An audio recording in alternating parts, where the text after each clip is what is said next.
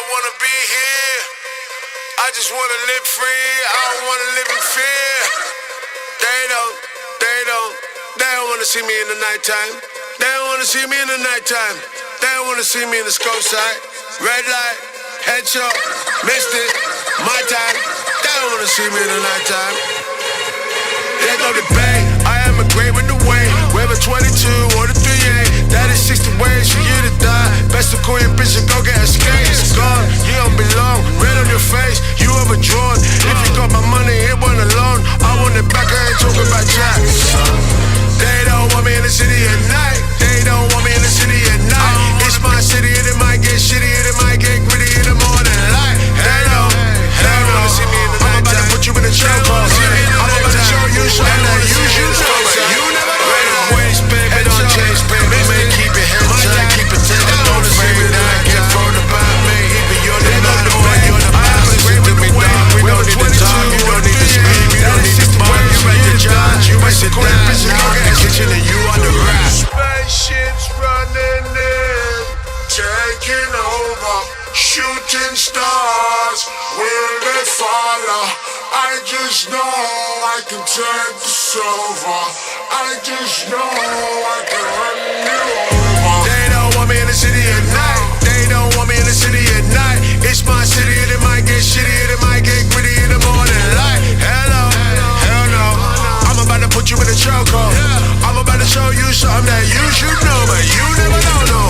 They don't want me in the city at night. They don't want me in the city at night. It's my city and it might get shitty and it might get gritty in the morning light.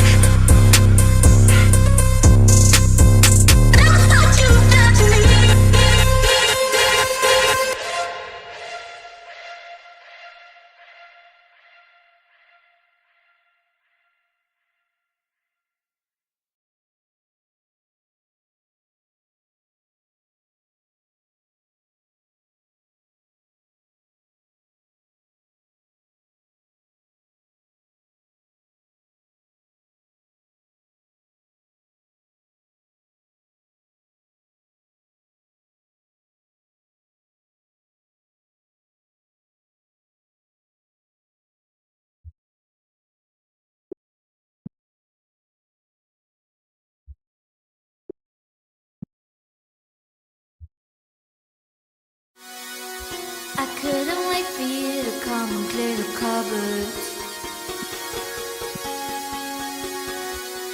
but now you're gone and leaving nothing but a sign. Another evening I'll be sitting reading in between your lines, because I miss you all the time. So get away, another way to feel what you did all yourself to know, and let yourself go. You know you did lose your self-control. There's snow under the rainbow. Turn away, another way to be where you did all yourself to go, let yourself go. Is that a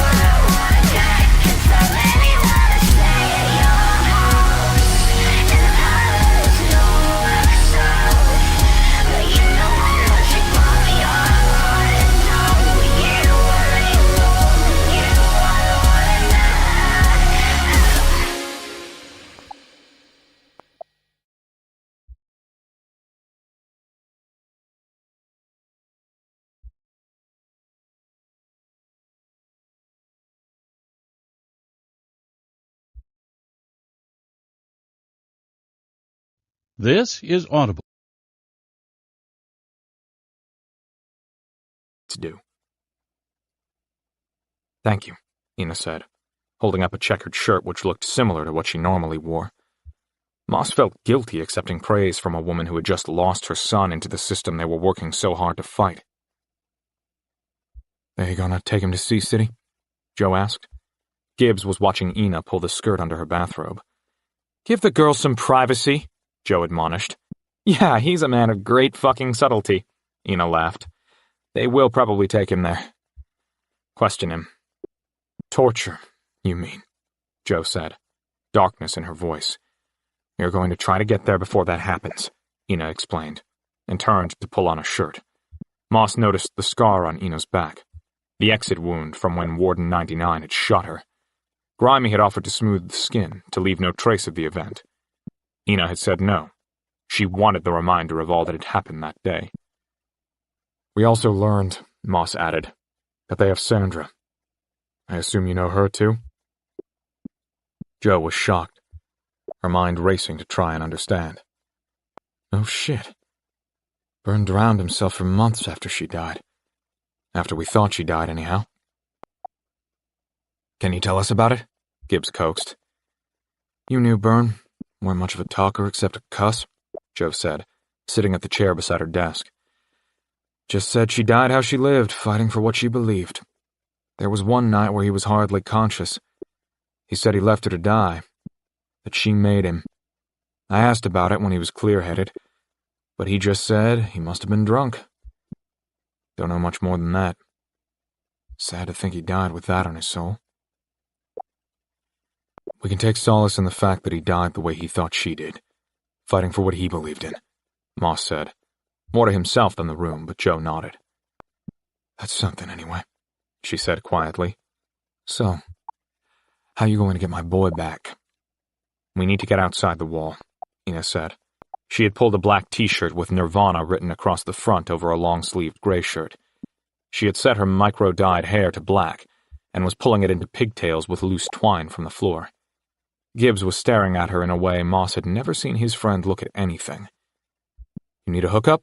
Joe asked. "Yes," Ina admitted. "And some shoes I can borrow?" "I can provide both," Joe said, standing and sliding open a locked closet door.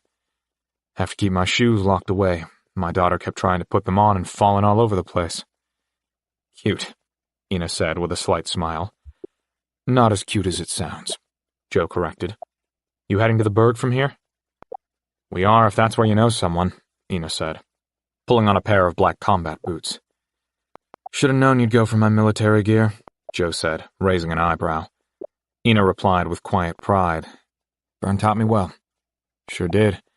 And breaking into Sea City is the same kind of dumb fuck plan Byrne would have hatched," Joe said, a hint of a smile on her lips. Ina smirked. "I'll take that as a compliment." "It was meant that way," Joe said, smiling at the young woman. "My friend can get you out, but I'm sure it'll cost." "We have a little money," Ina said, nodding almost imperceptibly at Gibbs. "You'll need more than a little," Joe said. "Tell him I sent you, though. Maybe he'll remember he owes me one and give you all a discount, though I doubt it." "So who is this guy?" Moss asked. "Most folks just call him Ferret, one of those guys who gets people what they need and disappears when there's trouble," Joe explained. "Sounds like our kind of guy," Moss said. "Oh, he'll cozy right up, but don't buy it. Man like that'll sell you down the river without a moment's thought," she warned. "As long as it's not to Carcer," Ina said. "Trust me, he wants less to do with them than you do. He works out of a shithole bar called the Gym. Give him this," Joe said, "and we'll bring Sandra by just for good measure." "Would be nice to see that old broad again." Joe smiled. "Now get out of here." Moss stood to leave, Gibbs still rooted to the spot, gazing at Ina. "What's wrong with you?" Joe shouted, and threw a slipper at him, striking him in the chest and returning him to the world. "I don't know where you find these ones," she said to Ina. "He came packaged with the useful one," Ina joked, and Moss saw his friend was hurt by the comment. Moss knew his friend was a good man, and would prove himself useful, but wished he would stop acting like a little kid. "Can I ask you one more favor?" Ina asked sheepishly. Joe shot her a knowing look. I've got a couple of pieces behind the bar and a few boxes of ammo, but this is a loan. You hear? Heard, Ina said in a way reminiscent of patchwork. The Berg is dangerous, so you may need it, Joe said. The Legion? Moss asked nervously. Nah, it's hoplite territory, lucky for you. Willis told me you had some run-ins with those bikers, she said. Yeah, well, at least the hoplites don't want us dead, Moss said. Yet, Joe forewarned. Chapter 4. Moss and Gibbs waited by the van as Ina picked out a gun. What the fuck? Moss asked harshly. Sorry, Gibbs said, and meant it. It's just, I don't know. We can't keep having this conversation. It's getting real old, Moss told him. I know, it's how... he began, and Moss cut him off. Don't tell me it's how you respond to stress. Just get your head out of your ass and be the man who brought me to this city. Right, Gibbs said. Sorry, stop apologizing and change, Moss scolded. Okay, Gibbs said, hanging his head. Ina stepped from the bar on slightly wobbling legs, cigarette between her fingers, and rifle with attached grenade launcher in the other. She had that behind the bar? Moss asked, astonished. Sure did, Ina said, the scent of whiskey radiating from her. You dipshits ready to hit the road? Of course. We have one of the only cars in the city without autonav, Gibbs complained, watching Ina walk on unsteady legs. You don't get to talk, Ina said, pointing two derisive fingers trailing smoke. You good to drive? Moss checked. Can you operate a vehicle? Ina over-enunciated her words. Not really, I mean... Stan has been... Moss began. Ina shot him a withering look. Not really, no. Then you can shut the fuck up, she said. Let's go meet a ferret. They climbed into the van and rolled toward the wall. Moss sat in the passenger seat beside Ina, who now drove much less cautiously. Gibbs sat in the back and was gently snoring after only a few minutes. She turned on some thudding electronic music, but made it quiet, turning to Moss. What the fuck is with him? She asked, spraying ash from the top of her cigarette out the window. The streets of Old Oak were shoddy and tight, homes built into every available space. The congestion only became worse as they moved closer to the wall. It's a huge change. We were sheltered for so long, know nothing of how it works out here. We've been pampered and coddled and have no relevant skills. It's a hard adjustment, Moss defended. You don't seem to be struggling, Ina pointed out. People are different, Moss said, knowing the hollow platitude wouldn't work on Ina. Lame, she said, flicking the butt to explode in embers on the street. Listen, when we get to Ferret, you need to do the talking. All right, Moss said, his surprise evident in his voice. Apparently he's sexist, Ina said, making no attempt to hide her contempt. Of course he is, Moss said. Ina smiled a little. Right, just what we need. I mean, it was bound to get worse, Moss joked. Sure, things really aren't bad enough for us, Ina said, wearing a broad grin now. Nope, Carcer has our friends and my grandmother, who I didn't even know was alive. We have no money. We somehow have to get to Carcer City, which is probably not an easy feat. Oh, and once we get there, we somehow have to break into a city designed to keep people in, Moss said, laughing at the insanity of it all as well. Ina lit another cigarette and offered one to Moss, which he accepted gratefully. He had only smoked a few times since leaving the burb, but now seemed like the right time. She produced a small bottle from a pocket and threw it to Moss. He took a quick swig. Never ends, Ina observed, returning to solemnity. No, victory at least, Ina said. Moss agreed. But we did, even did some good. Right. Think we will be able to pull this one off? Moss asked. Get them out of Sea City? Dunno. Shit, Moss, we don't even know if that's where they're being taken, she reminded him. Yeah, Moss said, the weight of it landing heavily upon him. And it's just the three of us. Two of us, more like, Ina said, taking a final swig and chucking the bottle out the window. She was driving more slowly now, the road so narrow that the van could barely move without scarring the sides. She had to stop for every person on the road until they ducked into a doorway. She honked at stray dogs who lazed in the street, and flashed her lights at the alley cats, the citizens of this district unwilling to spend their money on animal care. As they moved further from the center of the city, the poverty became more oppressive. Here, people simply built homes with found material, or squeezed themselves into the available spaces. Scaffolding was repurposed, covered in corrugated metal and bolted to the inside of the wall to create a horizontal community. Ladders were strapped with cable ties, rope, or tape to the front so people could climb into their precarious houses, and hundreds of extension cords were pulled from the other side of the street. Ina parked on the aptly named Wall Road, and they got out. "Should we leave him?" Ina asked of Gibbs, who was still asleep in the car. "Yeah, let him rest. We'll just say he was guarding the car," Moss said with a chuckle. "Anyway, he was up all night making sure I was safe in a VR." "Nice of him," Ina said. "Think he'll be pissed when he wakes up?" "Nah," Moss said. There was very little street between the wall-face homes and the businesses across. A single lane wide enough for the rickshaws which pushed one another out of the way was all that divided the two sides. People looked out of the windows of their homes to the street below, chatting and shouting. "Real hummus sold here," one woman shouted to them from above. "No vats here, real chickpeas, come up for sample." "Doing chemistry out up here, come take a look," another person offered from a dimly lighted window leaking smoke. They ignored all the offers and walked down the street. Nearly every storefront seemed to be either a bar or grocer, alternating back and forth between oppressive light and the dim. They read name after tavern name looking for the gem. As it always seemed to after the sun had set, the sky opened up and the rain began, light at first, as if a heavy, wet fog was settling into place.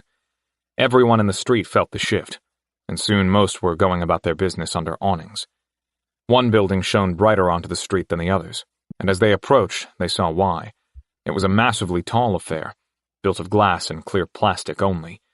Each successive floor became darker and more crowded. The ground floor was brightly lit, serving craft beer about which the locals could brag. The next few floors were populated with bars serving cocktails for the after-work crowd, those who would likely rather be caught dead than admit to their work friends that they live in the burg.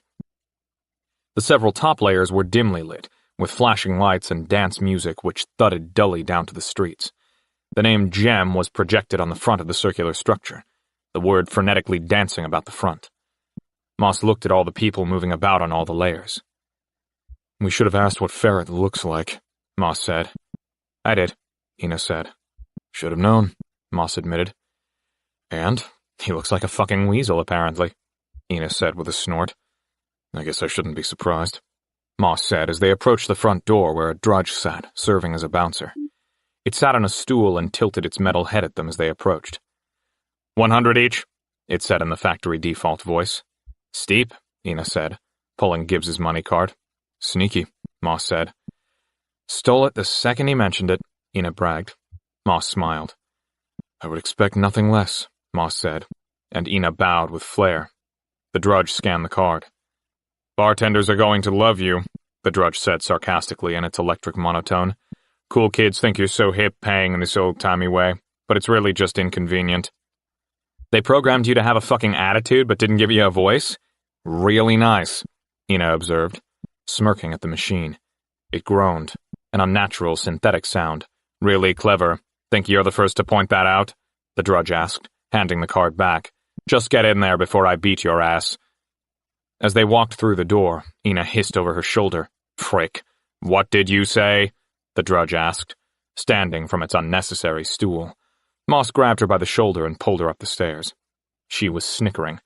They walked up level after level of twisted staircase, sticking out like sore thumbs on the first several floors. The people sitting and drinking, though about Moss's age, looked like kids in their suits and dresses sipping at expensive glowing drinks. The music from the floors above grew louder, and they could look up through the steamed floor to awkwardly moving feet dancing along. "She said he'd be on 6, Ina yelled to Moss over her shoulder. "Seems like an odd place for an office," Moss said, before adding, "of this nature." "Safety in the public nature of it, I guess," Ina offered. "Doesn't get more public than this," Moss said. Ina nodded. No one seemed even to notice them on the 6th floor. Everyone just continued to dance while the DJ with a video screen over his face played the repetitive music the crowd loved. They all moved and gyrated, a sweaty mass of humanity, too focused on themselves or their partners to notice much else. They pushed toward the tables, noticing a gaunt man with matted blonde hair reclining at the back of the room, watching with tiny, suspicious eyes. Ina handed the business card to Moss as they approached, and he placed it on the table in front of Ferret. He took the card lazily and read it, flipping it back and forth as though it were written in a foreign language. Even Moss could tell the effects of Z-code when he saw it. The man's eyes rolled from the card up to them. "So, you know Joe?" he asked, his tongue moving leadenly in his mouth. "I do," Moss said, puffing up his shoulders in affected masculinity. "And what could you want with me?" he asked, his head listing. "A way out," Moss said, playing it coy. "Out of this existence? Go back to the street. Anyone can help you there," Ferret said, and slid the card back across the table, knocking into several half-drank drinks. "No," Moss said, letting a serious tone coat the word. "Out of this city." "Ah," Ferret said, blinking his eyes to attention, seeming to see them for the first time. "That is a different prep thing altogether," he fumbled. "Joe said you were the man to talk to." Moss tried stroking his ego. It worked. Ferret grinned and took a sip from one of the glasses. "I am," he announced. "Good," Moss said. "But isn't cheap." He furrowed his brows. He enunciated each word. "It is not cheap." "How not cheap?" Moss asked. "Very," he said with wicked pride. "We've got a couple million," Moss said, and the man laughed, some remaining drink sloshing from his mouth. "That won't get you across the street," he explained, "and it'll be more on the other side depending on where you are going." "Does it matter where we are going?" Moss asked. "Not to me," Ferret told him. "Good," Moss said. "We're in a rush. Is there anything we can do to lower the price?" "You have finally asked a relevant question." He pointed a finger on a hand, seemingly working independently. He ran his eyes over Ina slowly. "Nothing this one can do for me," he said with disgust. "You could be pretty if you tried," he told her before adding, "Tried a lot." She clicked her tongue against her gritted teeth but said nothing. Moss was grateful Joe had warned them about his nature. "What can we do?" Moss asked. Ferret appraised them slowly, the bags beneath his eye a dark purple in the dim room. "Joe says you're okay, then I suppose I can trust you with a favor. And if you fail, you die, and it costs me nothing." "Fine," Moss said. "And doing this favor for you would pay our passage? We are in a rush." "Doesn't pay to be in a hurry," the man observed. "Be that as it may," Moss began, and Ferret looked upon him with derision. "All right, fancy pants.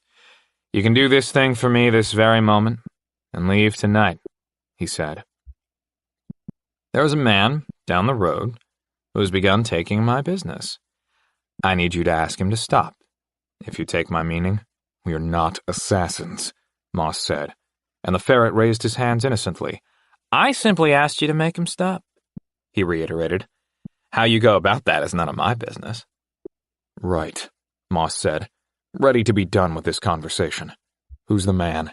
"Just down the way, place called the Grindstone. The prick calls himself Powers. The fucking arrogance," he slurred. The ire in Ina's face. "We'll be back."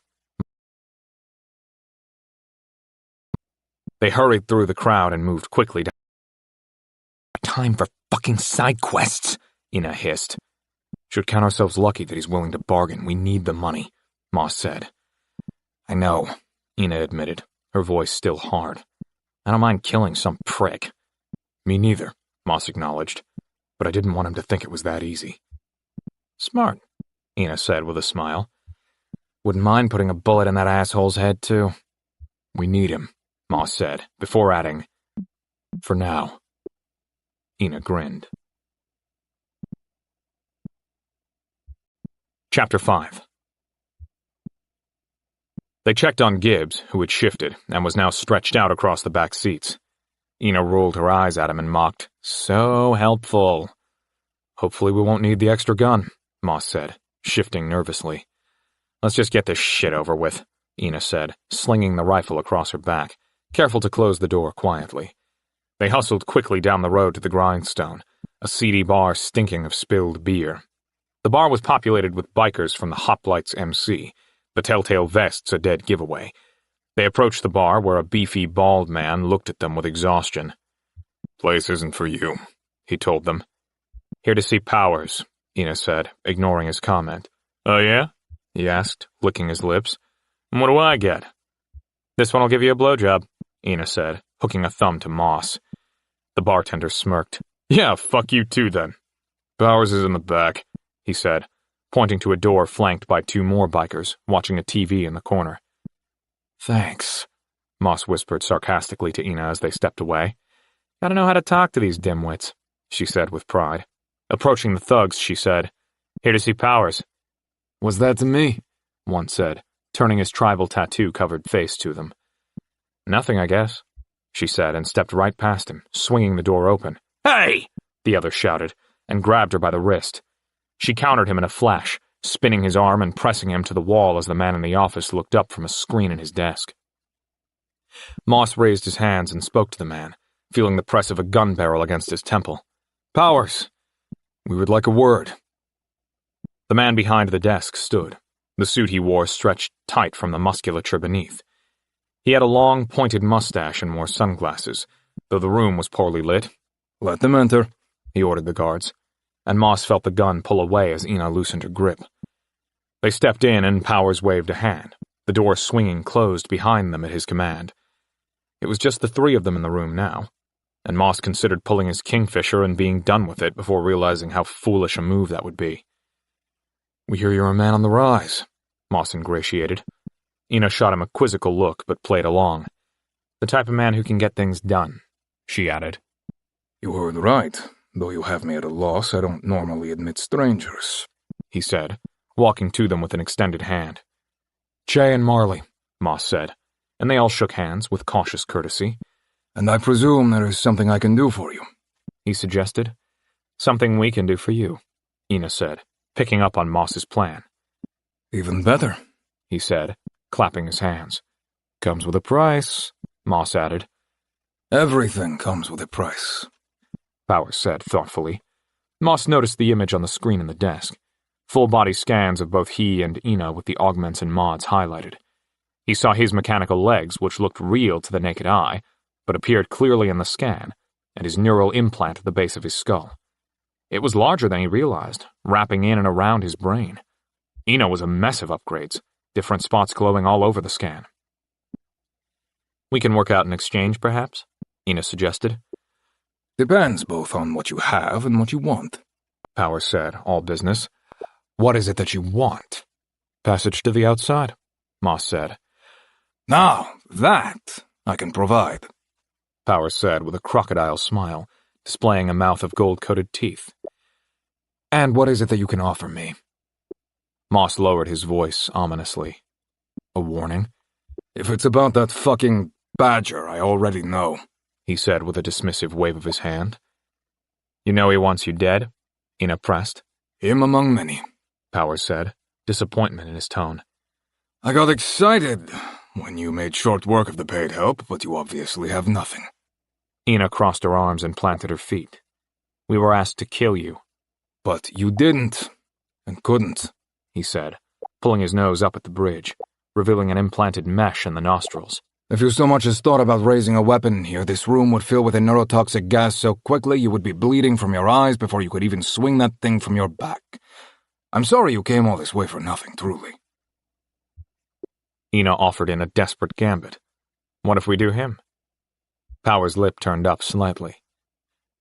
"That might be worth something, though a double cross is so patently obvious," he said. "And you wouldn't make it out of the gem alive. Half those patrons are guards." "That's it." "So obvious," Ina said, slapping Moss's shoulder. "And if we could?" Moss asked. "You kill that sack and you'll have your passage and a new friend," he offered. "Something tells me you would love nothing more," he said to Ina. "But he will be expecting it." Moss and Ina left the Grindstone with a new goal. "Think Joe will be pissed?" Moss asked. "Doubt it," Ina replied. Whatever she gets from him, she can get from Powers.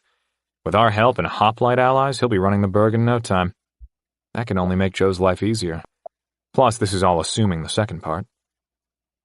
Oh, right, the other bit. Moss chuckled as they approached the van. Ina opened the rear passenger door, Gibbs's head flopping out before he woke up with a start. Oh, man, he said, rubbing his neck. What's up, I miss anything? We met with Joe's contact, and now we need to kill him, Ina explained. You deserve it? Gibbs asked. Doesn't matter. He's our key to rescuing our friends from torture and death, Ina said. Pretty sure he's a kingpin surrounded by thugs who plague these streets, Moss explained. Fine, Gibbs said, grabbing his rifle box. What's the plan? Moss is going to take on the 2 bottom floors, and I'm going to deal with Ferret. You'll be our eyes and make sure nothing sneaks up on us, Ina explained. So, keep that taser on you? Moss asked, and it was in his hand in a moment. 2 floors? Gibbs asked dubiously. Moss shot a McCoy smile. They approached the Drudge bouncer, and it groaned and rolled its robotic head impatiently. You're back? It asked. We missed you, Ina chuckled, pressing her cybernetic hand to the machine, one of her eyes going black. The machine stuttered and shook slightly. We could really use patchwork right about now, she muttered as she worked the hack on the Drudge. Moss and Gibbs stood watch. A gaggle of young people approached. Is there like a cover charge? One girl asked. The group of 1 guy and 3 girls were dressed for dancing, and seemed not to notice what was happening. Nope, go on in, Gibbs said with a wave of his hand. Great, she said, and as they moved past, one turned back to watch for a moment. They don't give repairmen uniforms anymore? She giggled in a suggestively superior tone. We're freelance, Moss told her, and waved them on as Gibbs had. They moved on, but he turned to Ina. Running short on time, he said. These things are designed not to be hacked, Ina snarled. It's just, Moss began. It'll take as long as it takes, Gibbs interrupted. Exactly, Ina agreed thankfully. Moss ordered, get up to a roof and find a good vantage point. Gibbs turned quickly to find a way up one of the nearby buildings. An older man approached them cautiously. Good evening, he said to Moss, glancing over to Ina. Evening, Moss said graciously. Can you tell me if this is where the local brewfest is taking place? He asked, stroking a well-trimmed beard. It is, first floor, Moss guessed with confidence. The man did not budge. And can you tell me where the hops were grown on any of the particular beers? He asked. He seemed kind and simply curious, but Moss was not in the mood. Worried he might get suspicious if he stood there too long. All the information regarding the brews will be prominently displayed inside, Moss said, pointing. And how much to enter? He asked. Our Drudge is offline for maintenance, so you can simply head on in, Moss said, pointing a second time and hearing the annoyance in his own voice. Lucky timing for me, the man said and went inside. Seriously, Moss barked. I'm getting close, Ina snapped. They're going to have to start paying me if I do this much longer, Moss said. Command input, the Drudge said, and Ina commanded the machine through the nodes in her fingertips. Synchronization complete, Moss heard through his implant. His brain began receiving data from the machine as it began walking into the bar. This was smart, Ina observed. Thanks, stole the idea from the desk, full body scan on entry, he said. She nodded. I noticed that too. You've got a lot of augs, Moss noted. You're one to talk, you're all augment from the knee down, Ina cried, following the Drudge. Anyway, we can discuss the line between man and machine when we get out of here with our hides. You mean if we get out of this, Moss corrected, and Ina turned back with a devilish grin. She chuckled. Nah, we've gotten out of worse. Moss saw clean scans as they passed the first few floors, and he stopped on the 5th, getting the readout of the concealed weapons in his mind. I'll wait, he told Ina, who nodded. Good luck, she said with a 2-finger salute. Moss walked out to the dance floor, gripping his Kingfisher under his coat. He clicked it over to non-lethal. He listened, hearing the sound of the Drudge's heavy footfalls in his mind. They stopped at the top of the stairs, the Drudge waiting just out of sight as commanded, its microphone still able to pick up the conversation, but filtering out the dance music. I have no reports of anything noteworthy down the street, Moss heard Ferret say. We did it quietly, Ina replied. And your handler? Where's he? Ferret condescended. Didn't make it, Ina explained. So a ticket for one, then? Ferret asked, providing you have proof of the deed being done? Moss knew this was his moment. He stepped forward and pressed his weapon into the back of one of the armed dancers and pulled the trigger. The electric shock coursed through the man, and he fell to the floor, vibrating wildly. I think he's overdosed, Moss shouted over the music, and everyone around moved aside, Moss hiding among the throng. Shit! He heard another of the guards say as they rushed to his aid. Make some room! He shouted, gesturing madly for the dancers to disperse. Moss heard the gunshot from above, and people began to shout and run for the exits. The guards were all gathered around their fallen comrade, looking up in shock as Moss pulled his weapon. He fired. It was almost too easy with them all gathered in shock. Two hit the floor before the others got wise to what was happening. The flashing lights, pounding beat, and confusion gave Moss cover to move as the three remaining guards pulled their weapons. One pointed a gun at the fleeing crowd, poised to take them all out as long as it meant killing Moss as well. Shit! Moss exclaimed, firing his weapon at the guard and separating from the mob of bodies.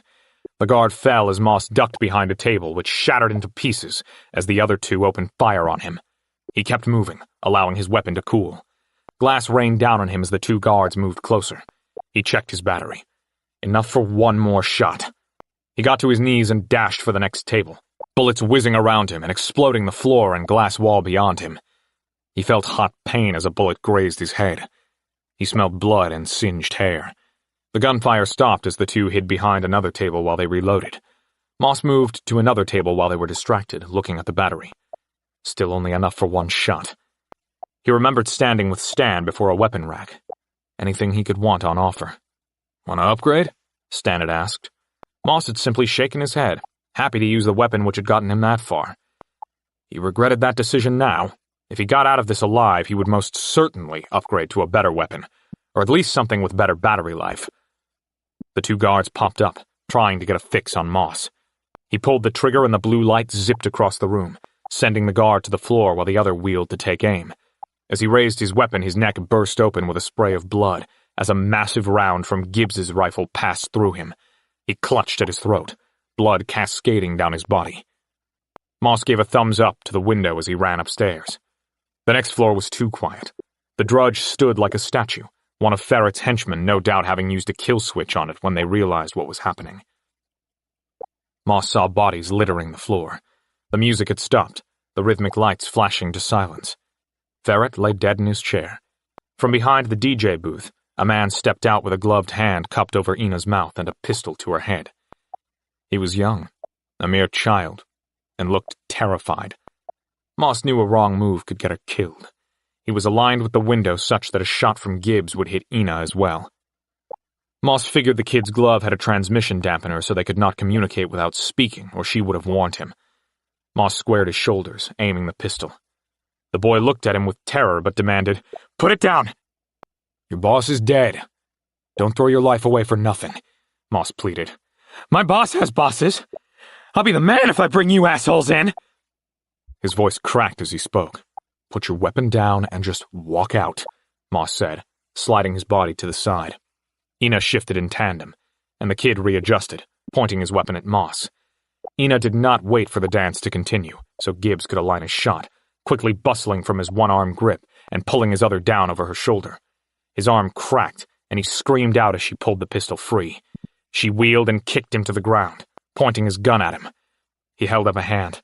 "Please, you're on camera anyway, killing me gets you nothing," he pleaded, already beginning to cry. Ina loomed over him. "But it will feel good." "Mama, I'm sorry," he cried out into the ether. Ina lowered her weapon. "It's too ugly," she said, turning to Moss. "We're supposed to be the good guys." Moss agreed, stepping forward and firing a non-lethal. Amidst all this carnage, he still liked to think of himself as good. "Plus Gibbs wouldn't like it," she added. "He's a delicate flower." "You should see what he did to the guy downstairs," Moss said as they rushed toward the exit. They knew Carcer didn't care about this district, but a bloodbath might draw their attention. "How the hell did he get you?" Moss asked. "One of these guys was a fucking ninja or something. Shot him as he roundhoused me in the face, but I was seeing stars long enough for that kid to grab me." "You men are all the fucking same," she bristled. Grazed my tit in the struggle, and I swear he had a heart-on. Yeah, we're all pretty gross, Moss agreed as they rushed down the now-abandoned stairs. Is he ever talked to you about fucking a robo version of her? Ina asked. Moss felt his face flush. Gibbs told you? He hollered in annoyance out on the street. She wheeled on him with a broad smile and said, He did. Can't trust him for anything, Moss groused. Nope, said Didya. She pressed, the side of her face red and likely to bruise badly. She was nearly skipping backward as they walked. No, Moss admitted. But I think she knows. Oh, shit, Ina exclaimed, pushing Moss playfully on the shoulder before slinging her rifle over her back. Gibbs came running over, red-faced and panting. You fucking told her? Moss shouted. Told her what? Is now really the time? Gibbs gasped, confused and seemingly worried. The time will come, Moss said ominously. But we need to clear out. You guys get anything off the bodies, weapons, or money or anything? Gibbs asked as they made their way down the few doors. The street was empty now, everyone cowering in their homes. The sound of gunplay was familiar to the people of the burg, and they knew better than to get involved. We didn't loot them, Ina said. We were mostly trying to get out alive. Fine, Gibbs allowed, but next time try to get us some supplies. We're destitute out here. Hopefully there won't be a next time, Moss said.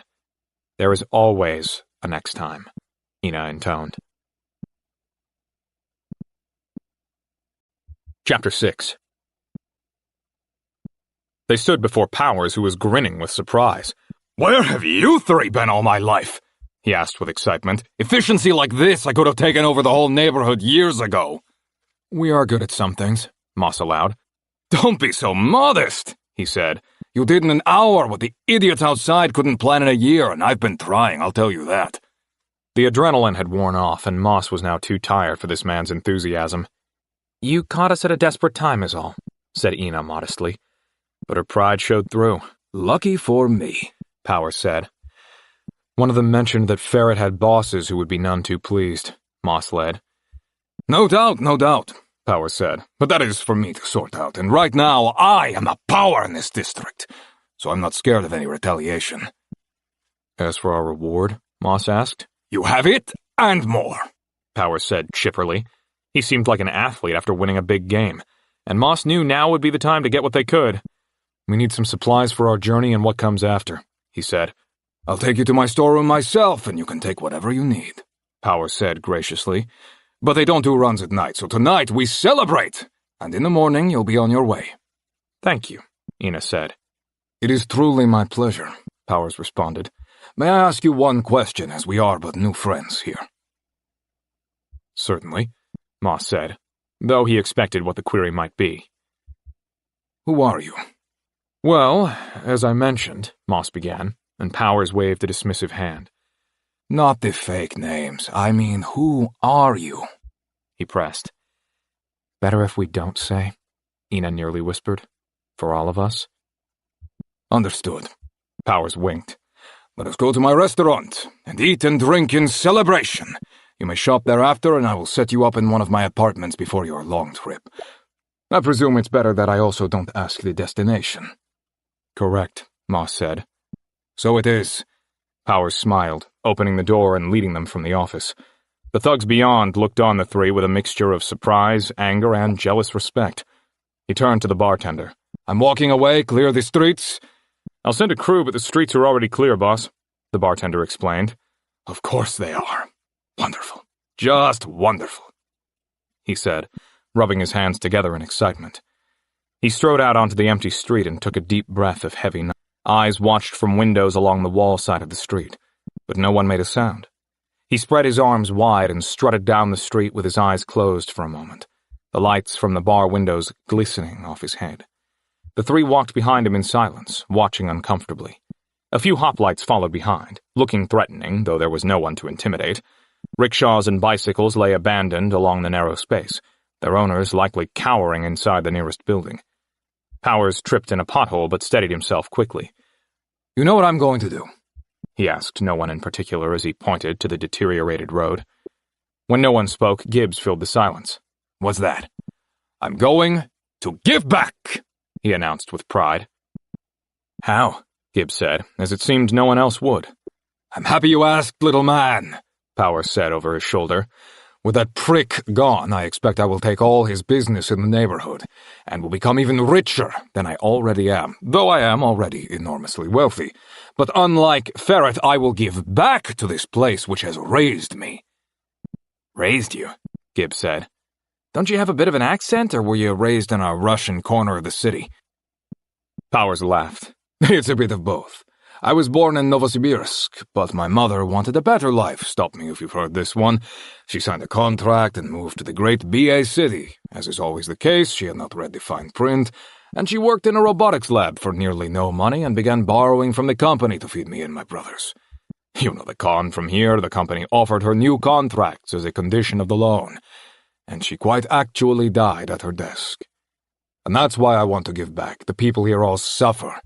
They cannot afford to pay even for road upkeep. I can do these things for them. It will certainly ingratiate you to the people, Moss said, finding it interesting that he felt a kinship with this local gangster. I do it not for the love, but because it's the right thing to do.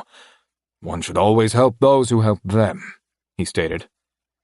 You're a good man, Ina said, somewhat ironically. You'll seem a good lot, too, Powers told them. We try, Gibbs smiled. They reached the restaurant, the neon signs written in Russian. Called Katya's, after my mother, Powers informed them.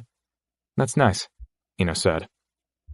Yes, my brothers are the cooks here. Best stuffed cabbage in the city, he boasted. Can't say I've tried it, Moss admitted. If my friendship doesn't bring you back to here, the food will, he said, holding the door open for them. As they stepped in, it felt like a different world. Well-dressed men and women sat at red tableclothed tables with fine silver cutlery. The servers were dressed in elegant tuxedos, bringing platters of food which steamed dramatically as they lifted Cloche's tableside. The walls were painted in a dull floral pattern, and dim round lights hung from the ceiling on gold chains, illuminating an emerald green floor. Sir James would love this place, Gibbs observed, and Ina clicked her tongue. Powers noticed. A more elegant man I have never met, Powers said, and your friendship tells me much, though your secret is safe with me. Gibbs flushed. I feel underdressed, Moss said, hoping to cut the tension. No friend of mine is ever underdressed, Powers told them, though the other diners looked upon them with judgment. Waiters pulled out the chairs so the four could sit, which they did, uneasily. I have a restaurant for people who live to eat, but I want to give to those who eat to live, he said, getting back to his previous point. He had a real pride about what he did. We can relate, Moss said. This I now know, Powers put simply. A moment later, a loaf of warm bread was set on the table with a dish of butter, rock salt glistening on top. Bowls of a red stew were placed before them, a white dollop of cream in the center. Eat, my friends, he said as he reached out and tore off some bread, crumbs scattering to the table. People love to hate the ingredients created in labs, but I find with the right cook, they can be better than the excruciatingly expensive real thing. Moss grimaced but tried to hide it. He had spent his whole life eating lab-grown ingredients, and now that he had eaten the real thing, he didn't want to go back. But he dipped his spoon and found that Powers was correct. Delicious, Gibbs said between slurps. Thank you, Powers beamed. I will tell my brothers. Please do, Gibbs said, soaking up the last of the broth with some bread. Glasses of clear liqueur were put on the table. Now, the night shall begin, Powers announced, gulping down a shot. The three followed suit, the vodka burning down Moss's throat. Powers spoke Russian to one of the waiters who quickly returned with a sedative pack for Ina's face and a small medical bag. You don't mind? He asked Moss, who had all but forgotten about the injury to his head. Oh, yes, please, thank you, Moss said, tilting his head and allowing the man to wipe his wound. Vasily was a doctor before coming to BA, Powers explained, though Moss hardly heard it, already warm with drink. On weekends, we set up a station for locals to come and eat this food for free, Powers boasted. That's very kind, Gibbs said. Moss noted that his friend was doing a good job keeping the man happy. Ina was refilling her glass and pressing the compress to her face. She looked content, and at that moment Moss was too. By the end of the meal, they were all well drunk and full. By the time the dessert pancakes arrived, they thought they could eat no more. After taking a single bite to not seem rude, Moss found himself finishing the entire plate. He slid the plate away with satisfaction. Thank you, Moss said. It was my pleasure. Sharing a meal with like-minded individuals such as yourselves is a treat for me, he said. Ina pointed a finger and slurred. Plus, we killed your competition. And there is that, he responded with a broad smile. He really was a piece of shit. Seemed like it, Ina agreed. Must have hated you, strong woman such as you are, he snorted. We were warned, so Che did the talking, Ina said, correcting herself too late to go unnoticed. Powers seemed neither surprised nor interested. Good plan, good thinking, Powers said. The way he treated women, disgraceful. People in general, really. I had employees of his knocking down my door for a switch. That reminds me, Moss began, his tongue loose with booze. I notice you hire bikers rather than drudges or your own local people. Ah, Powers said. That is my genius. I have my own people, of that you should have no doubt, but the hoplites were already a fixture in this neighborhood. Rather than fighting a war on two fronts, I befriended the bikers with the unicameral language of money. They are already angry and loyal and willing to do whatever is asked. The perfect fit for a man such as myself. Their leaders get a large kickback, and I get an army. Lose one, and another prospect shows up at my doorstep the following morning. And the person cannot be hacked. Like a drudge, you mean? Gibbs clarified. Exactly, Powers said, turning to Ina. Not that I need to tell you. Watching that, were you? She asked. Naturally, he told them. None were surprised. I will fall asleep to that video this very night. Gross, Ina said, picking up on his implication, her filter all but gone. Having sat and enjoyed a meal after all that they had gone through, they had nothing left in the tank. Beautiful, he said dreamily. Would you like to see some toys? Yes, Moss said, standing. His robotic legs compensated for a wobbling mind. We have far to go? Gibbs asked, sounding as if he feared he could not walk any distance without falling. Not my first day, Powers grinned. Through the kitchen and down some stairs. Great, Ina said, her hand gripping the back of her chair for balance. Follow this way, Powers said, his accent having grown thicker with every drink. He guided them to the kitchen where Gibbs stopped. Great meal, he told the cooks, who looked quizzically to Powers. He repeated in Russian, and they all smiled and nodded. Powers opened a walk-in refrigerator and moved beyond the vats which glowed blue. Powers waved a hand, and the rear wall of the container slid open. Another secret door, Moss said with a chuckle. This city is all secret doors, Powers noted seriously, and led them down a flight of stairs to a long room with metal racks lining both walls.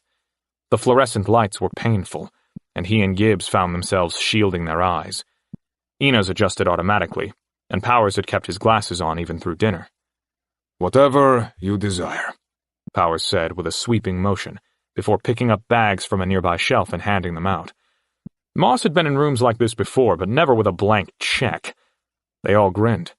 Ina made straight for a rack of designer clothes and unopened shoeboxes. Really? Gibbs asked her incredulously. I'm wearing fucking Lost and Found, Ina shot back, running her fingers over the fine fabrics. Still just a rich kid, Moss piled on.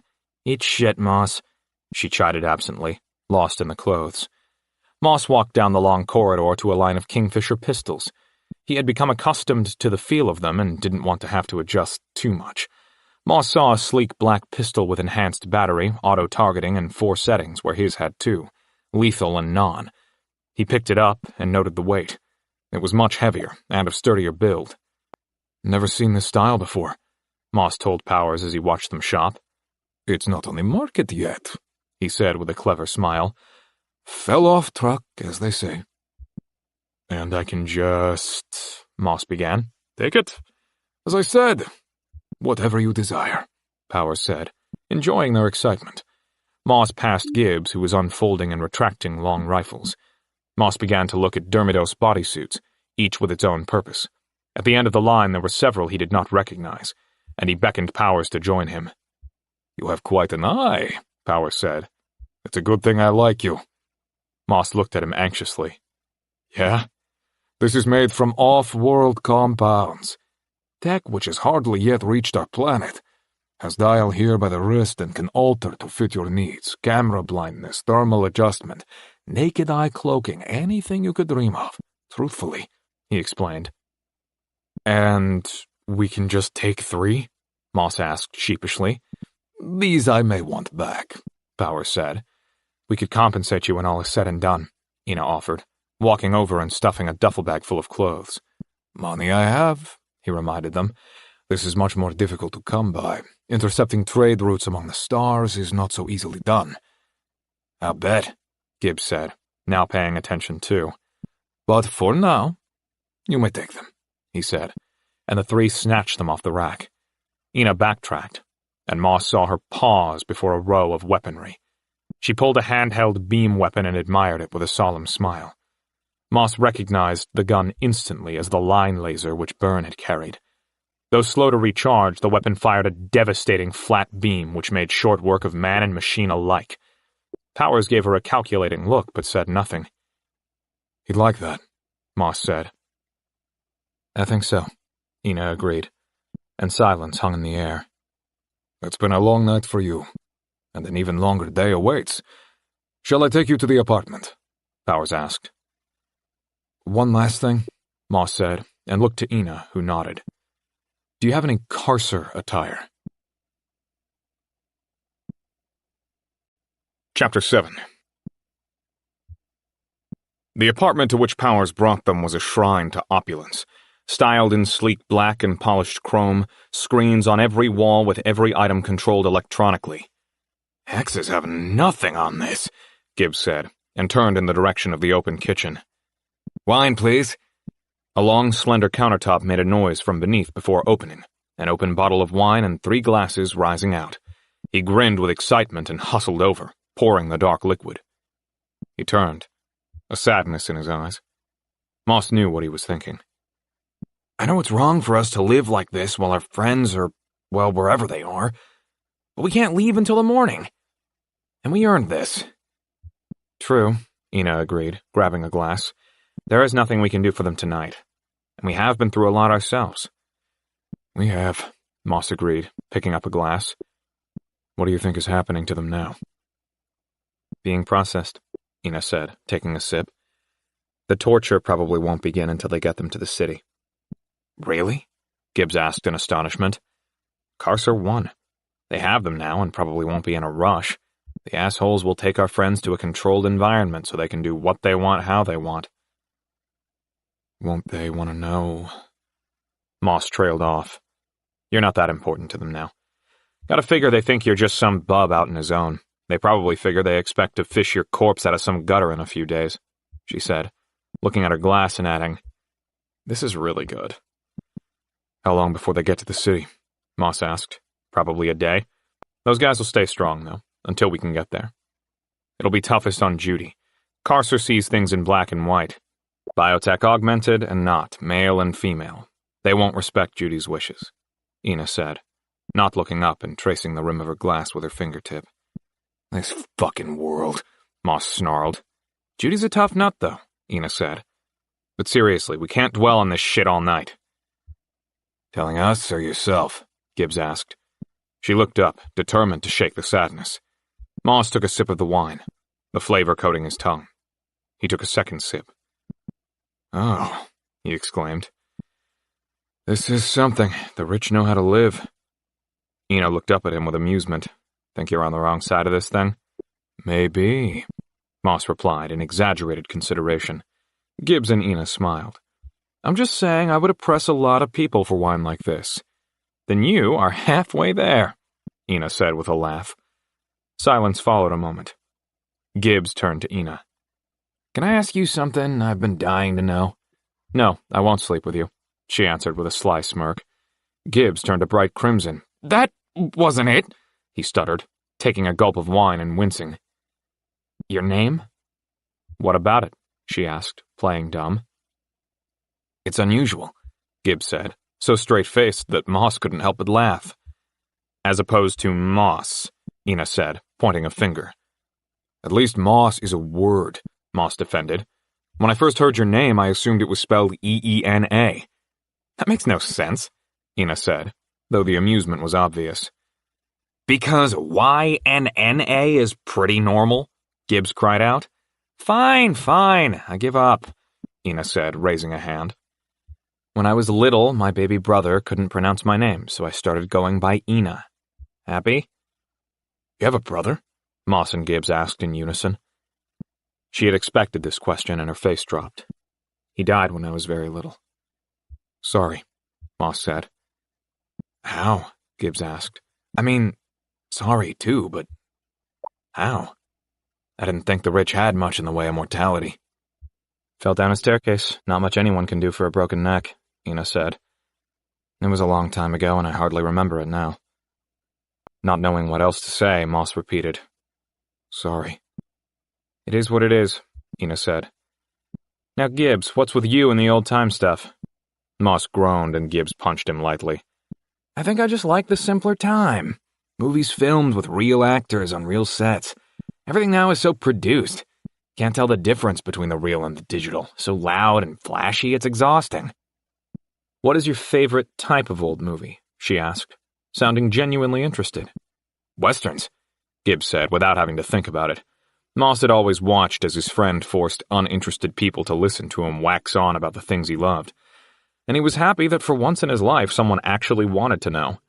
The sweeping vistas, long slow shots of the country, unequivocal good and evil, the fight between man and nature before man always won. There is a simple beauty to the genre which attracts me. I can see that, Ina said with a smile. Will you play one for us tonight? Gibbs looked as though he was going to vibrate off the earth. He was so excited. I will!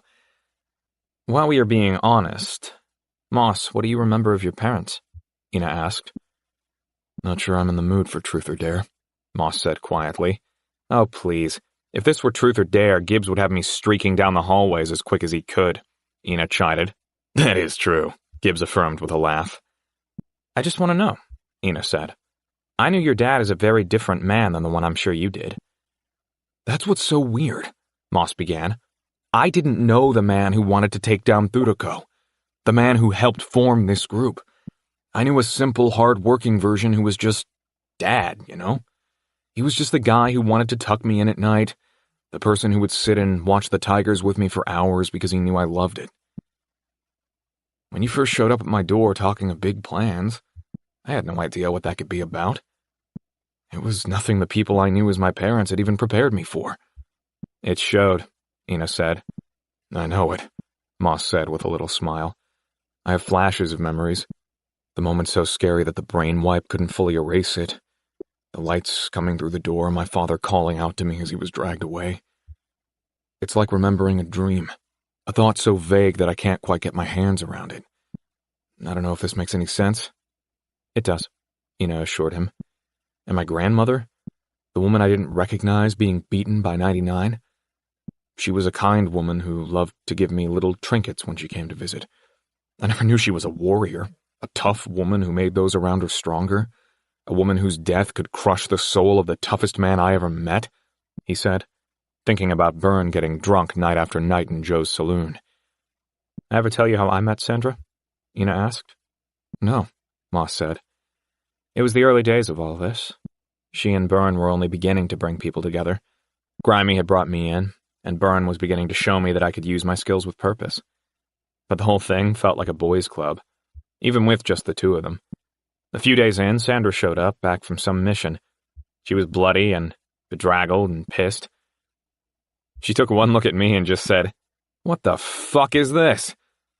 I had thought I was such a badass, but had recently gotten my ass kicked, and her words cut through me like a shot. Made me question if I had any value at all, or if I was just the spoiled rich kid everyone assumed I was.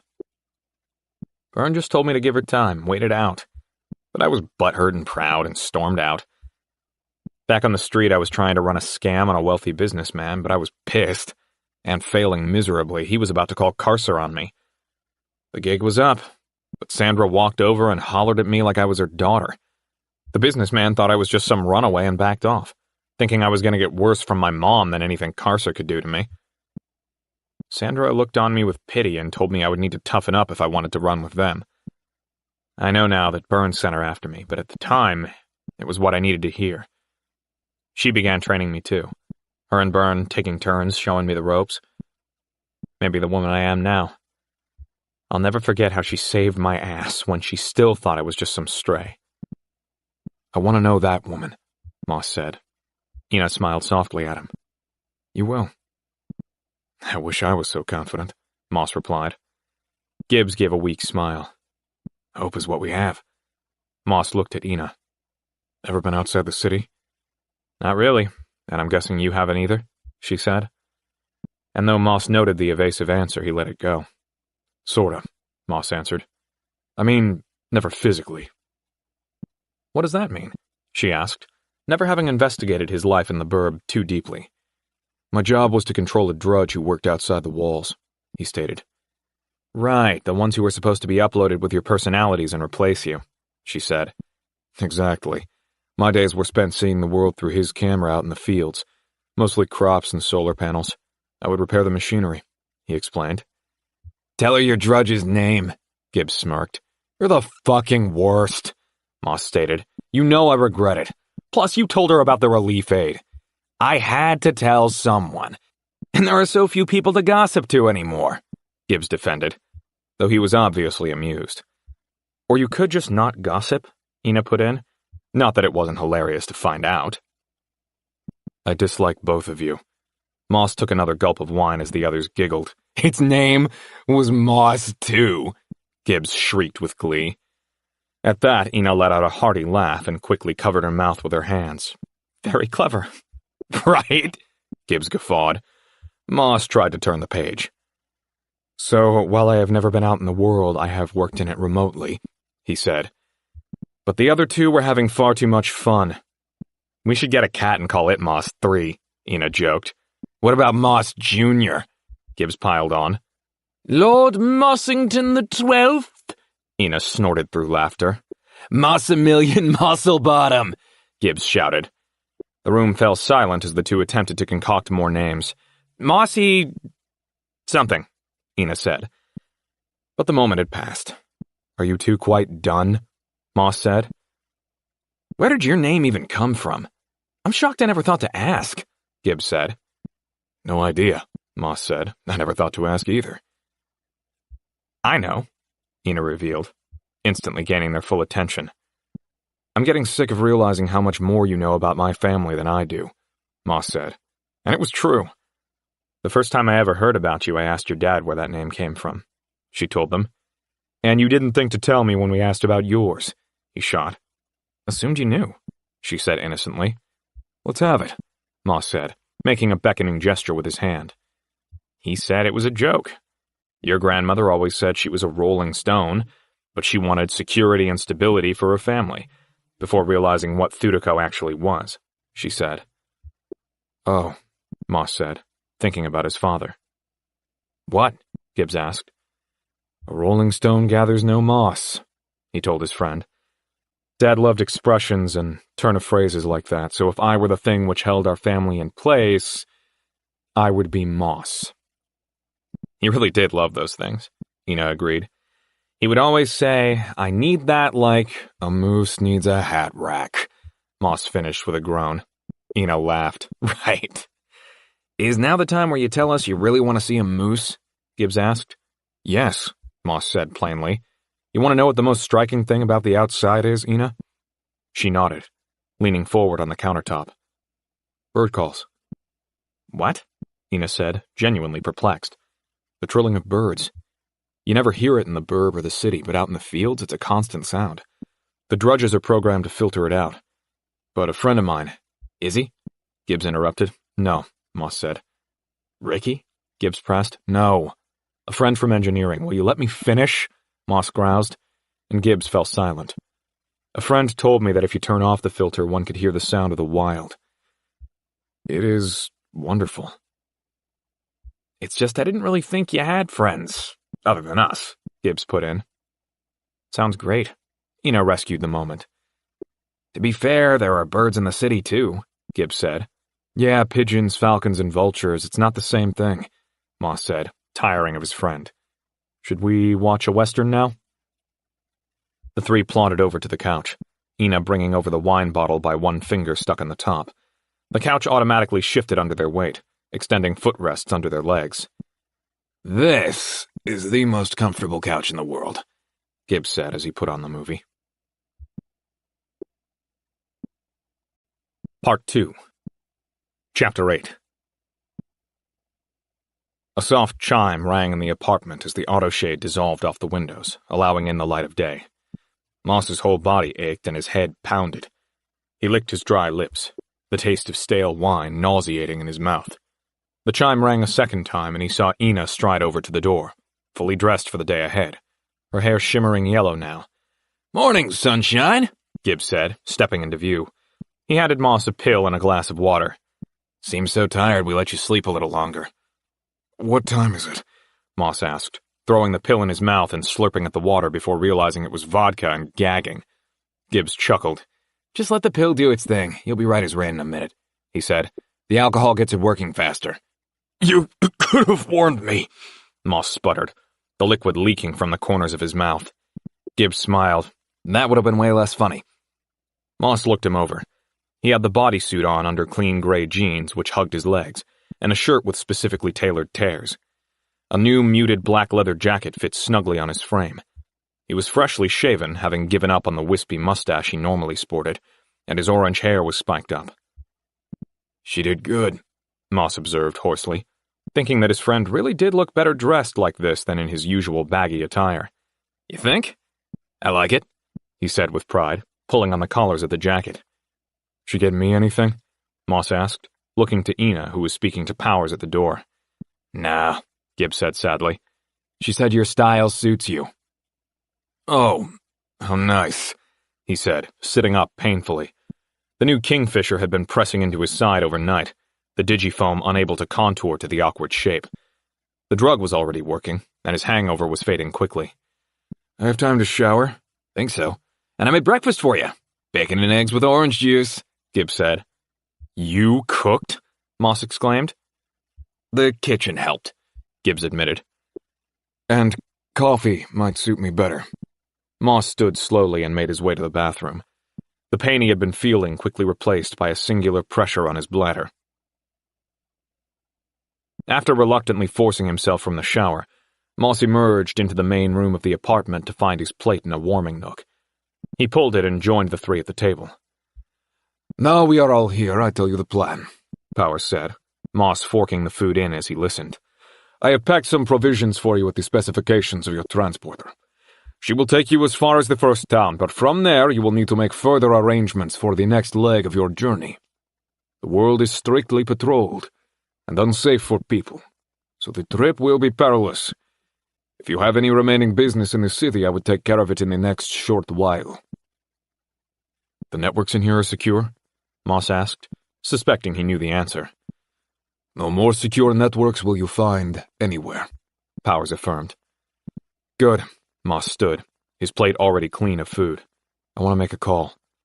"Ooh," Gibbs and Ina called out like teenagers. "You will have some time," Powers said. "There are vid phones in the bedrooms, too." "Thanks," Moss said, heading straight for a room and closing the door. He pulled the scrap of paper with Izzy's routing number scrawled on it and input the information. A ringing tone emitted from the black screen, and Moss worried that she wouldn't be there to answer. Her father Vihan's face appeared, filling the screen. "Hello, young Moss. It's been too long," he said. "How are you?" "Well, thank you," Moss said, his voice formally stilted. "That is good to hear," he replied. "I presume it is my daughter to whom you wish to speak." "It is. Not that it isn't nice to speak with you as well," Moss said. "You are, as always, too kind," Vihan said, turning his head and shouting, "Izzy, call for you." "Nice to see you, Moss." "You too. I hope to visit soon," Moss told him.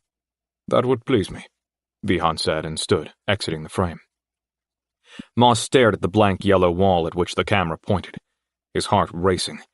He had spoken to Izzy as often as he could, but it never felt safe and it was still awkward. They had both been through so much.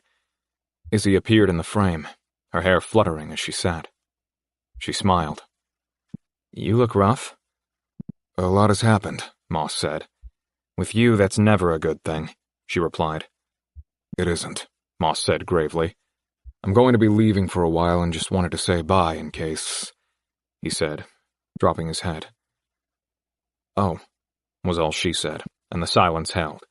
Moss didn't know what he could say, what he even wanted to say, and he sensed she felt the same. I suppose I don't want to know, she asked eventually. Better if you don't, he said. Well, I guess... Good luck, she said, looking into the camera. Thanks, he said, and added, I'd like to come see you when I get back. She looked away. I'm not sure I'm ready. You know I want to see you, but I'm just... She trailed off. When you're ready, then, he said. He had said that line so many times. He understood her feelings, logically, but his heart called out for her. He missed seeing her. Just being around her made him feel happy. He had told her so. She had said she had felt the same, but things had also changed.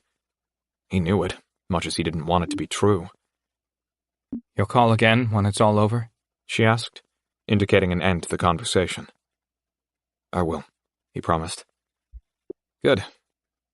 I really like hearing from you, she said, having used those words many times before as well. He felt as though they were in this repeating loop from which they didn't know how to break free. I like it too, he said. Bye, Izzy. Goodbye, Moss, she replied, and the screen blanked. He felt empty. He wasn't sure what he had expected from that call, but he knew that wasn't what he wanted. He ran his fingers through his damp hair and sighed. I'm ready, he announced to the room sullenly, and no one asked how the call went. Good, Powers replied, standing. Gibbs handed Moss a metal cup of coffee. For the road, his friend told him. Thank you. For everything, Moss said to Powers, who smiled his gold smile. New friends are a rare treat. I'm glad to have met you, even if it's under unusual circumstances, he said, adjusting a thin, squared tie. With vest and suit jacket, he looked even larger than he had the night before. Unusual is one word for it, Ina joked. Whatever the word, I'm happy to know you all, he said, shaking their hands one by one. I'll still want those suits back, he reminded them with a wink, guiding them from the apartment. They descended the stairs, leaving through the same convenience store through which they had entered. The same tired old woman glancing up at them for a brief moment before returning to a blaring screen. Stepping out onto the street, Moss realized it was later than he had expected. Close to midday. The street had returned to its bustle, people milling about and many more hanging out the windows of the wall-side apartments. Food sizzled in carts, projected models shifted and posed while children darted about, playing and asking for handouts. They approached a nondescript apartment door, and Powers gave a specific knock upon the door, and a chain clattered on the other side. The sheet metal door opened slowly. You're for Martha, Powers said. I know it. Send them in, a voice said. It sounded to Moss like a child. Powers turned to them, handing Moss a bag. I hope to see you again. Us too, Moss replied. For many reasons. Powers nodded and strode away, people shifting respectfully from his path. In, a voice from inside whispered again, cracking the door a little further. They squeezed into the dark room, unable to see anything when the kid closed the door, having to give it a little kick to secure it. I take you to Mother, the kid said, and kid he was. As Moss's eyes became able to see, he realized it was a boy of about 10. He was energetic, moving with the excitement of youth, and was dressed in shabby, tattered clothes, his shirt an obvious free giveaway from a cosmetics company.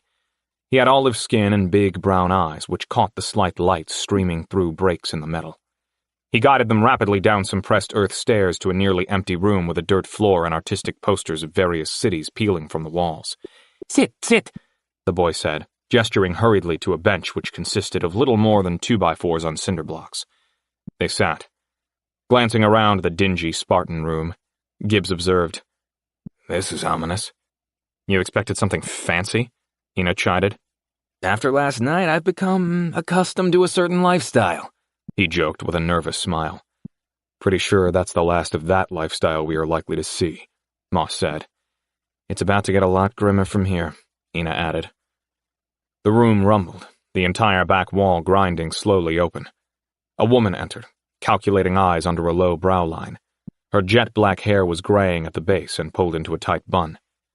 "Hello," she said with a slight accent. Moss was struck once again by how different the burbs were from the city. Where he had grown up, everyone spoke with the same general accent like the people on television. Vihan was one of the only people he had known who had an accent. But out in the city, people seemed to be from everywhere. "Good morning," Moss said. "Not quite," she smiled. "I'm Martha." They introduced themselves, continuing to use their false names just to be on the safe side. She appraised them quickly. "Have any of you been outside the city?" "No," they all answered. "Okay," she said. "Follow me. You brought water." This is to be a long walk. "We did," Ina said, turning to Moss. "Powers packed it with some other things for us." "Good," Moss said, looking at the mug of coffee in his hands. They followed down the dug tunnel, the smell of sweat and dirt filling their nostrils. Rotting wood beams kept the tunnel from collapsing in, and lights were strung down its length. It twisted and stretched, and Moss had no idea how long it could go. Perspiration began to build on all of them, their breathing becoming labored as the tight space stretched on. Gibbs huffed. "I didn't realize we were getting right into it." "Me neither," Ina agreed. This is just the first leg. We are in this tunnel a long time. Sometimes it helps to play games. Have any of you tried I Spy? Martha asked with a smile over her shoulder. "No," Moss said. "It was a joke," Ina chuckled. "It was an attempt at humor," Martha affirmed. They trudged forward for another hour in silence. The air turned thick and unbreathable. "How much further?" Gibbs panted, red and exhausted, running hands along the walls. "A bit," Martha told him, handing back a bottle of water she kept in a leather tool belt. He gulped at it before Martha grabbed it back in a sputtering spray. "Not too much," she warned. "Right," Gibbs said, drenched. He rubbed his face, dirt from the wall wiping onto his skin. "What awaits us?" Moss inquired. "Change into protective gear. Get into our transport," she told them clearly. A thin line of perspiration dotted her hairline, but she didn't seem tired. "Where will we go?" Ina asked. "A town very different from where you come," Martha informed them. "From there I will introduce you around, and you can buy a ride further along. What is your destination?" "Carcer City," Ina said, turning back to add, "No reason to hide it now." Martha's face grew grim. "There are some who will take you, but that is, how you say, risky? I risk." "We know," Ina said. "I will introduce you to a reputable man," Martha offered. "Thank you," Ina said. "You," Martha said, gesturing to Ina, "will be unpopular." Ina looked concerned, asking, "Why?" "Obvious biotech augments, not popular among the scubas," Martha informed them. "People outside are simpler. It's a hard life, makes hard folk." Moss's jaw dropped.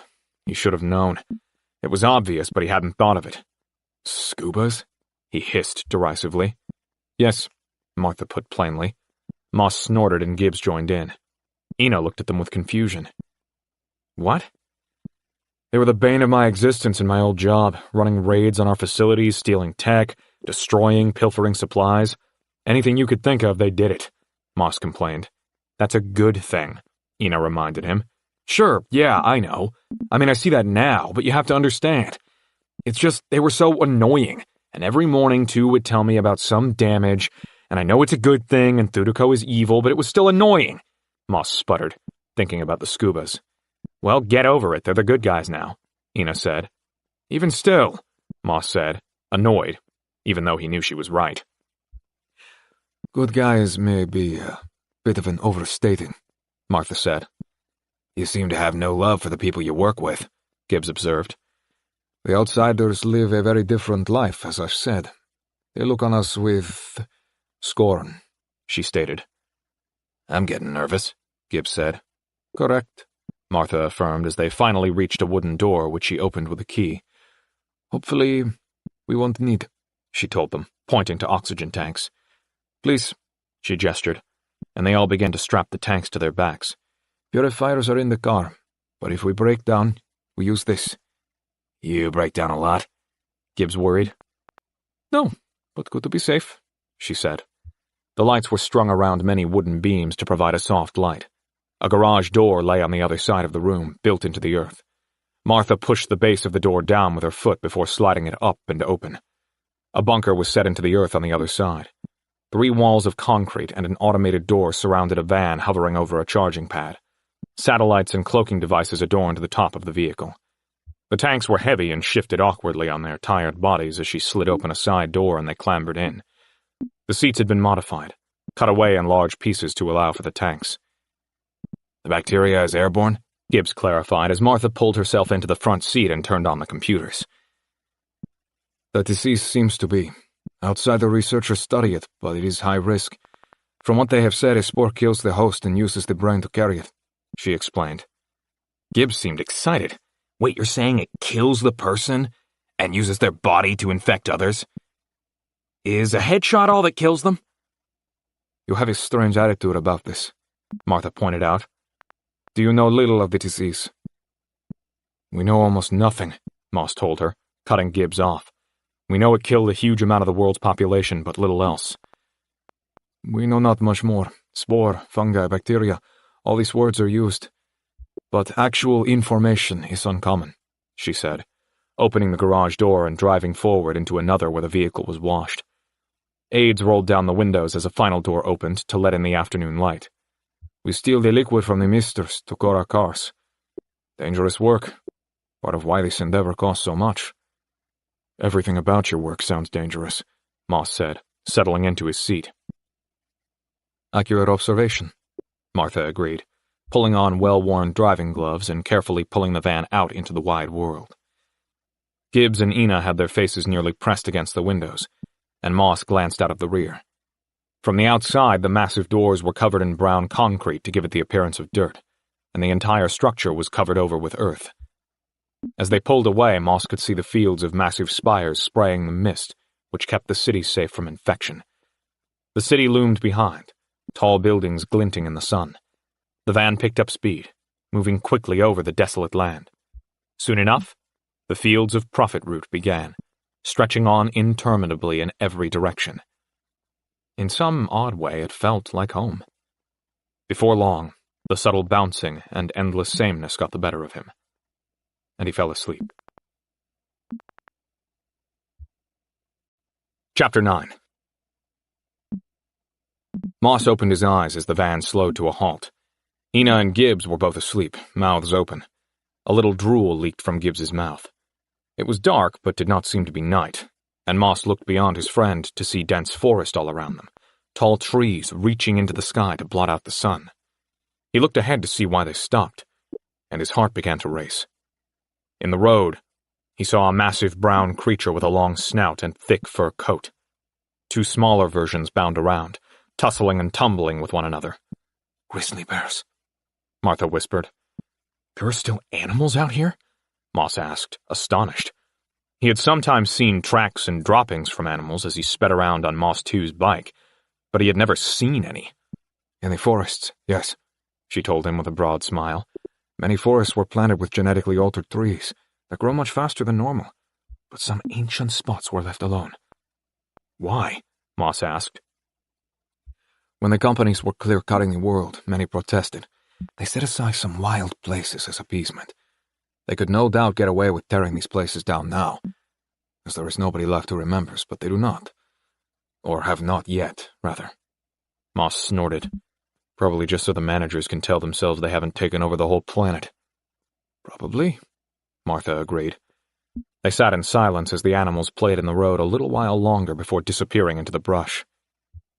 Incredible, Moss said, his eyes wide and heart full. Ina grunted and looked around. We here? No, a little while longer, Martha said. Ina, you just missed a bear, Moss told her enthusiastically. I've been to a zoo, she said with a dismissive wave of her hand before closing her eyes again. You see things like this a lot? Moss asked, trying to lean forward to talk but restricted by the heavy tank. Sometimes, Martha said. Many animals we thought lost reappeared when man fled to the city. Good, Moss said. He was heartened to know that some life had persisted. The bacteria doesn't affect them? No, the disease impacts humans only, she informed him. Good, these animals deserve this place more than we do, Moss found himself saying. Martha snickered. You will get on well with the outsiders, I think, she said. We'll see, Moss said as the van accelerated forward. They drove a while longer, Moss watching out the window for more signs of life but seeing none. Eventually, as they crested a hill, he saw it, a large glass dome surrounded by forests. What? He exclaimed, and the other two woke up. Gibbs rubbed his eyes and wiped his face. Ina simply stared. Not what you expected? Martha grinned. How? Moss asked. Isn't this all company land? Ah, yes, Martha nodded. So how can a place like this exist? Doesn't Thudiko look for them? Moss said, nonplussed. They do, and yet many places like this exist, she said. Moss wanted more than cagey answers. How? He pressed. And she laughed. Breakers work round the clock to keep this place hidden from all scans and aerial images. Also, Thudiko doesn't actually work that hard to find them, she said. Moss fumed. He had always been told the company was doing everything they could to find and eradicate the Scubas. Intellectually, he knew they were an evil corporation who had planned on killing their employees. But it still needled him that they had lied about their efforts. Cost of doing business, Gibbs chuckled, shaking his head. Your guess is as good as mine, Martha replied as they descended into the little valley. The dome grew larger, reflecting the sunset magnificently. The road led to another anteroom for vehicles, and Martha gave a little wave through the windshield to a guard in a tower.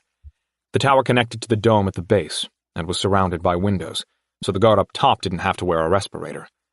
As they pulled closer, Moss could see the seams in the dome.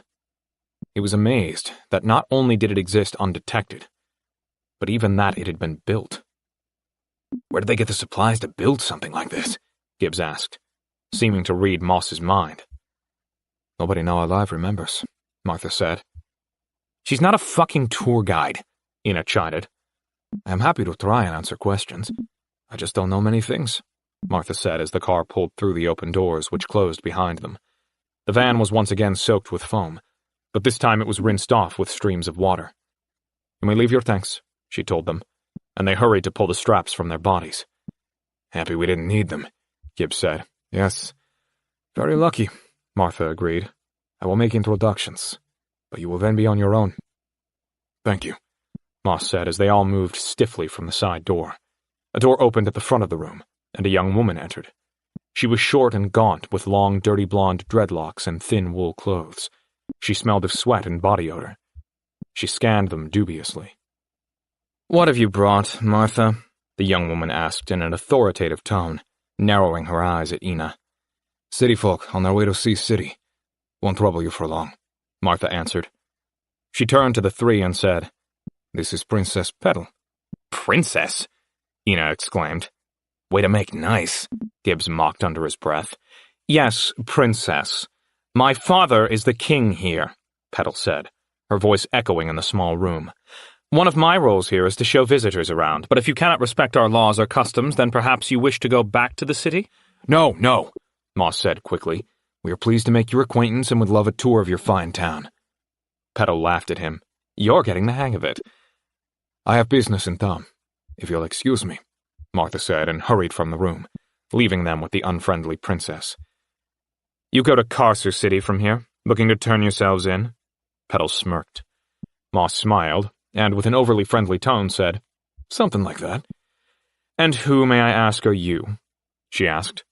Moss, Gibbs, and Ina, Moss told her, done with the fake names. Ina is an unusual name, Petal observed with an unsubtle hint of condescension.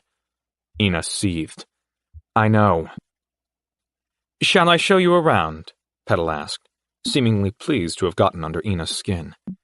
Yes, please, Moss ingratiated. As they stepped from the final door out into the town, the heat hit them like a blast. Whoa, Gibbs said, wasting no time in pulling off his jacket. Moss followed suit, but Ina simply pulled her sleeve down further to try and cover her metal hand. Yes, it is warm, Petal said with a smirk. City dwellers take some time adjusting. Moss looked up, seeing that there were vents built into the dome. Would running the AC spread the disease? He asked. No, she told them, but did not continue to speak, leaving them with the sense that she did not wish to say anything more. The town was little more than a dirt thoroughfare with wooden structures on either side, reminding Moss of the movie they had watched the night before. Beyond the buildings were huts and tents with supplies. The road terminated at a large castle made of wood which towered over the town. Next to it was a church with a globe set atop the steeple. The people of the town seemed utterly disinterested in the visitors, giving them hardly a glance. They were all thin, tanned, and weathered, wearing light and loose clothing in the heat. Here, Petal said with a gesture to a 2-story building, is the inn. I imagine you'll want to stop by there when we are done. Next door is the saloon, where they have drinks, meals, and nightly performances. Next to that is the general store and a doctor's office just beyond. The rest of the buildings are homes or businesses which you don't need to trouble yourself with. Nice place, Gibbs said, wiping the sweat from his brow. How much is the inn per night? Moss asked idly, and Petal laughed. Always about money with you city people. We don't traffic in that nonsense. Currency-based economies make slaves of citizens. We barter here, Petal said. Moss felt like a child the teacher had publicly mocked. Oh. Powers gave us some stuff, Ina whispered to him. How do you select leaders? Gibbs asked. Was your father elected as king? No, Petal snapped. He was trained to be king by his father, and is doing the same for me. The royal family trains their children in the ways of just governance, and we rule the people with kindness. You people elect corrupt idiots to serve you, when they really serve whoever paid for them to win the election. Then you act shocked when they serve only the rich. We have no illusions about our puppet government, Moss said, and Petal smiled for the first time since they had met her. Then you are smarter than most, she said as they approached the end of the street. Here is the church of Tellus, god of the earth. We faithfully serve him, and he repays us with the bounty of the world. As they passed, they saw several people in long frocks rubbing dirt on 2 naked men. They were chanting in a language Moss did not know. The men had their arms outstretched as the others pulled globs of wet mud from a trough at the base of the church. They didn't need to ask for Petal to say, "These men have just completed a shift being corrupted by technology. They must be purified in the eyes of the Father before returning to society." They are the ones who work the tech to keep you hidden, Gibbs clarified. Yes, Princess Petal said, and their attention turned as the heavy door to the castle opened. A large man in a loincloth stepped out, flanked by 2 women holding guns in gloved hands. Ah, here is my father, King Daffodil, Petal said with a sweeping gesture. He ambled down the steps, an amiable grin under a full gray beard. He was thin like his daughter, but had a large gut which pushed down on the slight fabric. "Greetings, visitors," he said, opening his arms wide. "Welcome to my kingdom." "It's an honor," Moss said up to him. "Wonderful," he said happily, clapping his hands. "I presume my daughter has treated you well?" "She has," Gibbs put in as the guards shifted their posture. Moss watched as he appraised them, sizing them up. He could see a natural mistrust under the affable demeanor. "You plan on staying long?" he asked, but Petal answered before they had a chance. "They mean to break someone out of Sea City," she said, having correctly assessed their plan. Daffodil's face grew grave a moment before returning to friendly. "Then you shall want to visit with Captain Amakum, no doubt," he said, looking briefly at Ina's robotic hand. "You are his type of people." "Where can we find this captain?" Ina asked, and Daffodil looked to his daughter. "The saloon, as ever," she said, harsh judgment coating her words. "I think my daughter wishes he would spend time in her company rather than that of drink," Daffodil said with a laugh. "Daddy!" she exclaimed, turning a bright shade of red. "Come now, Petal, there is no shame in human desire. It is the greatest strength Tellus has bestowed upon us," he said, holding up a pious finger. Infuriated, Princess Petal hustled into the castle, giving a slight bow to the visitors before disappearing. "Heavy is the head," Daffodil intoned, shaking his head and sending beads of sweat to hiss on the wood at his feet. "Will this captain take us at night? We have little time," Ina asked. "That I do not know," the king said. "Is there anything else I can provide before consoling the light of my life?" "No, you and your family have already shown us such kindness," Moss said. "May Tellus grant you good fortune in your endeavors," the king said, and turned, his flat rear jiggling as he ascended the steps.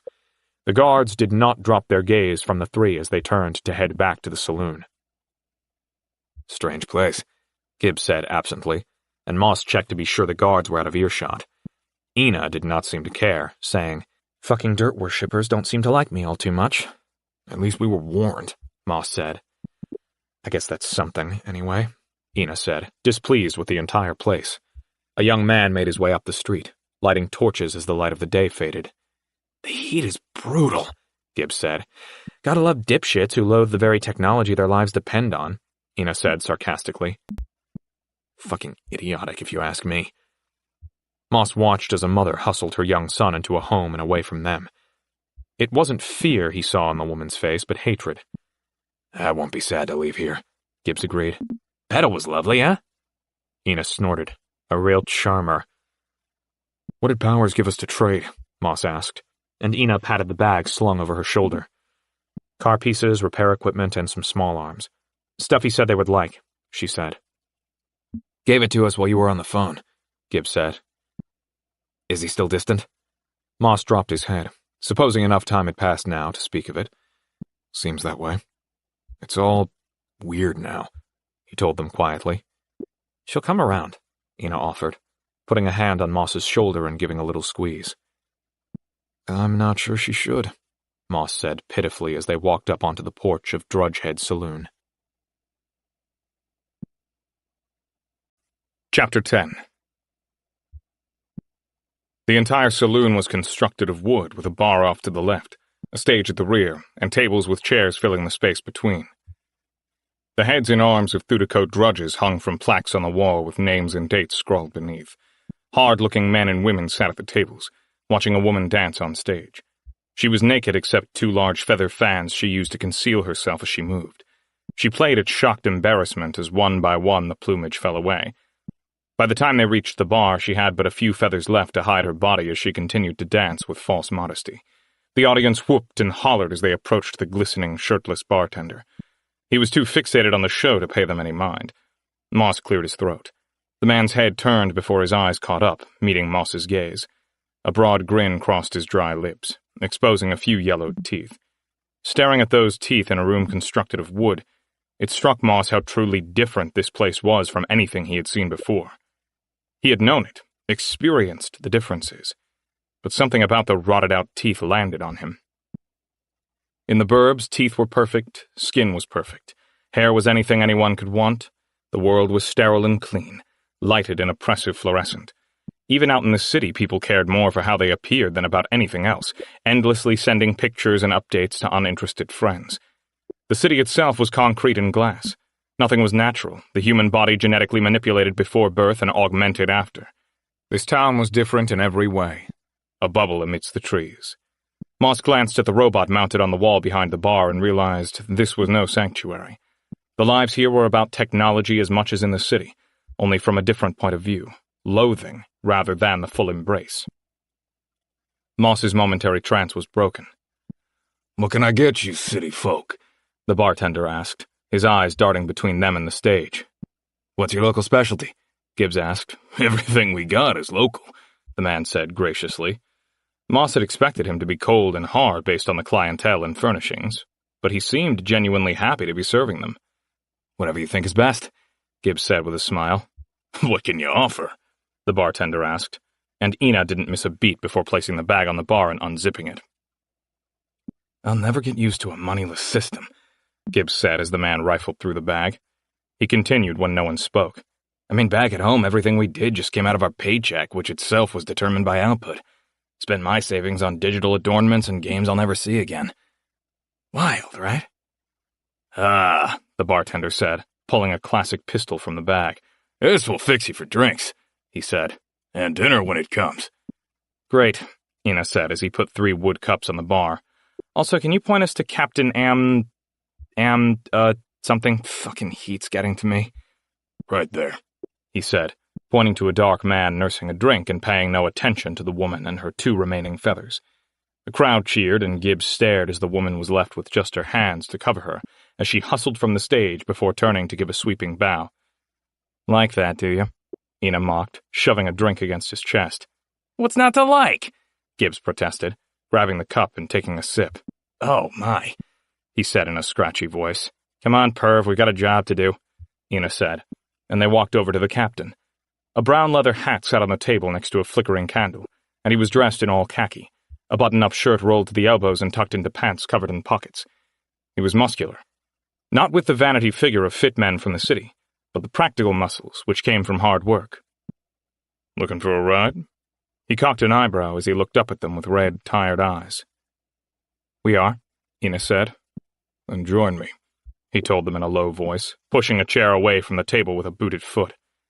They all sat. You're on the run? Something like that, Moss said. Wouldn't be here if you weren't, he said. That's true, Moss agreed. We are looking for someone to take us to Carcer City. That right, the captain said, slowly raising his cup to his lips and taking a slow sip. Come to the right person.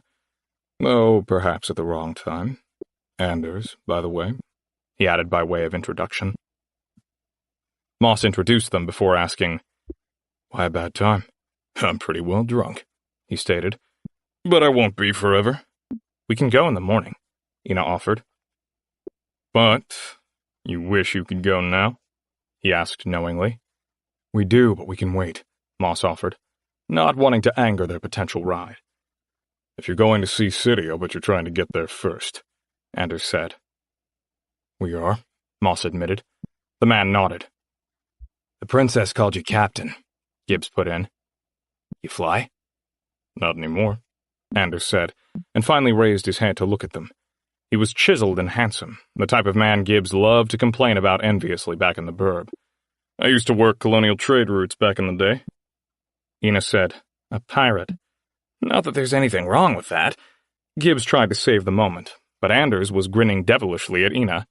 Yes, some would say pirate, he told them. Wow, Gibbs said, unable to contain his excitement. Not as glamorous as you imagine, he said to Gibbs. Got shot out of the sky in zero-G.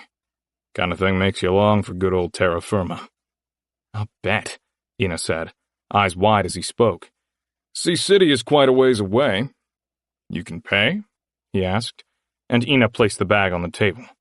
The man smirked. Nothing you got in there could get you where you're going. Got money? He asked. A couple of million, Gibbs told him. So, not really, Anders snorted. Seem able-bodied? We are in a hurry, Moss pressed. Your hurry doesn't pay my bills, Anders said, stone-faced. We are good in the scrap, Ina said. Then I'll take that bag, a couple of million, and a little help along the way, he said, and the crowd in the room complained loudly as a young boy stepped to the stage with a violin. Bring the girl back, one shouted. But the kid was unfazed, lifting the instrument to his cheek. He slid the bow slowly down once, before playing at a fever pitch, creating a sound Moss had never heard before in his life. The room fell silent, all eyes glued to the boy as his fingers flashed around the strings. He began dancing about the stage, the rapid music filling the space. It's a hell of a thing, Anders said. It is, Moss mouthed, watching the kid play. The instrument twanged and stopped as the door to the saloon was kicked open by a hulking man followed by several lackeys. Anders!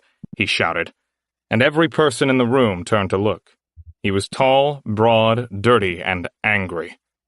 Don't pull guns in here, Anders told them before standing and turning to face the man. You got me, he said, raising his hands. Ina was up instantly, leaving the bag on the table.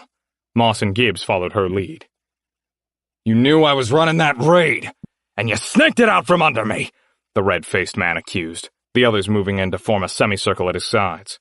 I remember it differently, Anders said with smiling defiance. The man moved closer, his friends closing in. Ina made a quick series of hand motions they used during operations, indicating that she would take the three on the right, and Moss and Gibbs would take the others if it came to it. They nodded nearly imperceptibly. Why don't I buy you fellas a drink and we can talk about it, Anders offered. Why don't I pull your fucking head off and ask it for a drink, the man threatened, moving closer. You still have any of the loot? What makes you think it was me? Anders asked, all false innocence. Don't think me a fool, I know your work when I see it. Now, is there anything left? Maybe I'll go check your garage, he said. Moss watched as Anders shifted his feet slightly. The move was unmistakable. Moss shifted as well, ready for what he knew came next. You have no proof, and no business checking my garage, Anders said, his tone serious and deadly. Fine, the man said, turning away for a moment before wheeling around, his fist moving quickly toward Anders. The captain dodged left quickly, leaving the man to punch air. Anders landed a blow with his left hand, but the man could take a hit. Ina's foot crunched against the face of one of the lackeys, sending him reeling back, and the room erupted in violence. Gibbs leaped forward, spearing one of the men to the ground as Moss punched another in the nose with a crack. The man stepped back but recovered quickly as the woman next to him swung at Moss. He moved, but not quite quickly enough, taking a blow to the neck. A fist hit her in the face from Ina, who had already dispatched her 3. Moss lifted a robotic leg, and it folded inward at the shin, the mock skin bunching up before he released it at the recovering man's chest. It sprang out like a shot and sent the man crashing into a table. Anders turned to the 3 as the thugs tried to right themselves. Follow me. They did, hurrying from the bar to one of the many garages which abutted the dome wall. Friends of yours? Ina chided. Something like that, Anders told them, watching over his shoulder. Lots of misunderstandings outside the cities. Lots of misunderstandings inside the cities, too, Moss said. Just ask the Legion. Anders huffed derisively as he punched some numbers into a keypad. Pikers think they're so tough. Like to see how long they last out here. The door hissed open as the man from the saloon staggered out. Anders! He shouted. I'll find you! Be sure of that! No safe harbors left! I'll find you! Anders gave a hand gesture which Moss did not recognize but could understand the meaning of. They hustled into the garage and Anders had the door closing before Gibbs was even entirely through. Will they chase us? Moss asked, rubbing his neck. No. Unwritten agreement that we don't do violence outside the domes, Anders informed them. Why's that? Gibbs asked, shaking the hand he had used to pummel. No one deserves to get sick. You kill another person outside and they'll hang you at the first dome you reach, he told them, switching on the lights and illuminating his van. While it was the same basic model which Martha had used, this one had been customized with care and looked more like a spaceship than a car. The thrusters had all been expanded and modified to allow for higher speeds. A layer of Modifoam was set between the cab and the base for a smoother ride. Twin rows of solar panels were mounted on the top on necks which would turn to face the sun at all times. Machine guns flanked the strip of headlight which cut across the front beneath the windshield.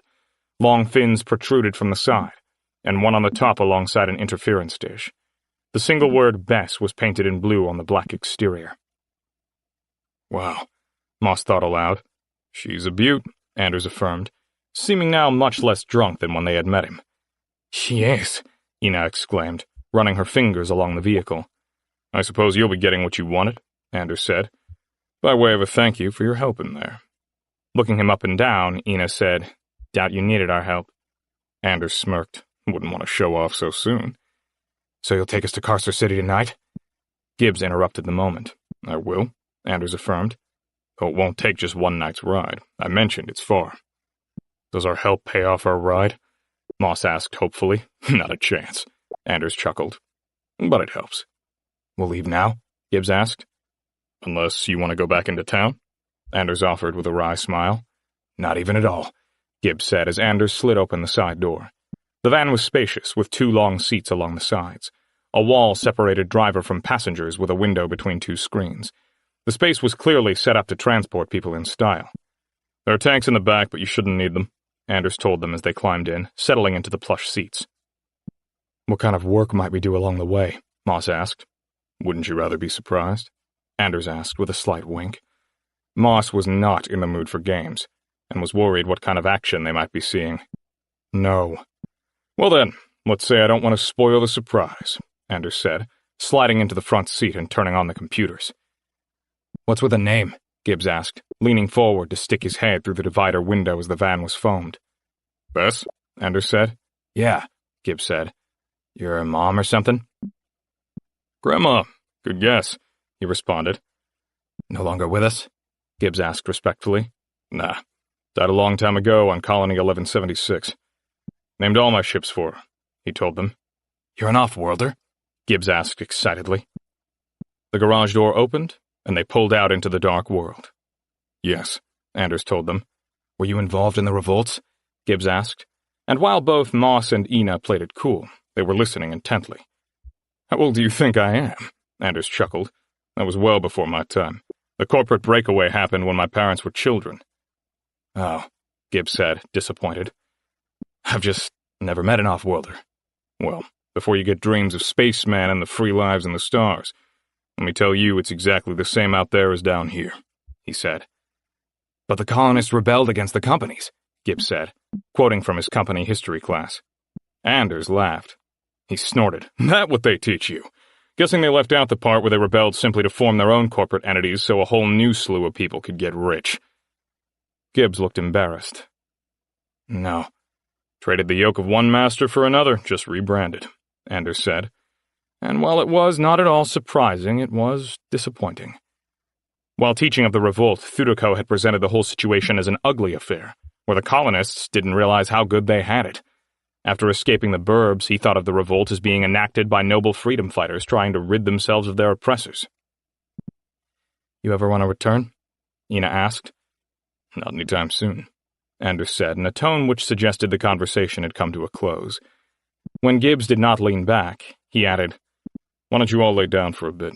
I'll get us a good distance before stopping. We'll have a full day tomorrow." "I'll take the floor," Moss offered, noting that it was padded as well. He took one last look out the window, appreciating how truly dark it was. In the burbs and city, even the dark wasn't dark. Small flickering LED lights and the blue glow of screens seeped into everything. Out here, out in the wilderness, it was all black. "No argument here," Ina said, and sprawled out on one of the seats. Gibbs did the same, and it was not long before they were all sleeping in a car once more. Chapter 11. Sun filtered into the van as dark shades lifted slowly. "I think I've slept too much," Ina moaned groggily. "Some pep?" Anders asked from the front, extending a hand with a bottle. "What is it?" Gibbs asked, raising himself slowly and grabbing the bottle, sloshing the unnaturally green liquid. Anders grinned with a sweeping gesture toward the sky. "A secret from the stars." "Fine, keep your secrets," Gibbs said in a light voice, and uncorked the bottle. "What's the day looking like?" Moss asked suggestively, still hoping he would simply take them directly to Carcer City. "Going to run a quick job, stop by a town, and be on our way," Anders stated. Moss had known it was coming, but had hoped they might have gotten out of it. "What kind of a quick job?" "Standard smash and grab, no big thing for people like you, I think," he said implicitly. Ina raised an eyebrow. "People like us?" "Yes," Anders said bluntly. "Capable people." "We are that," Ina affirmed with a smirk. "I know it.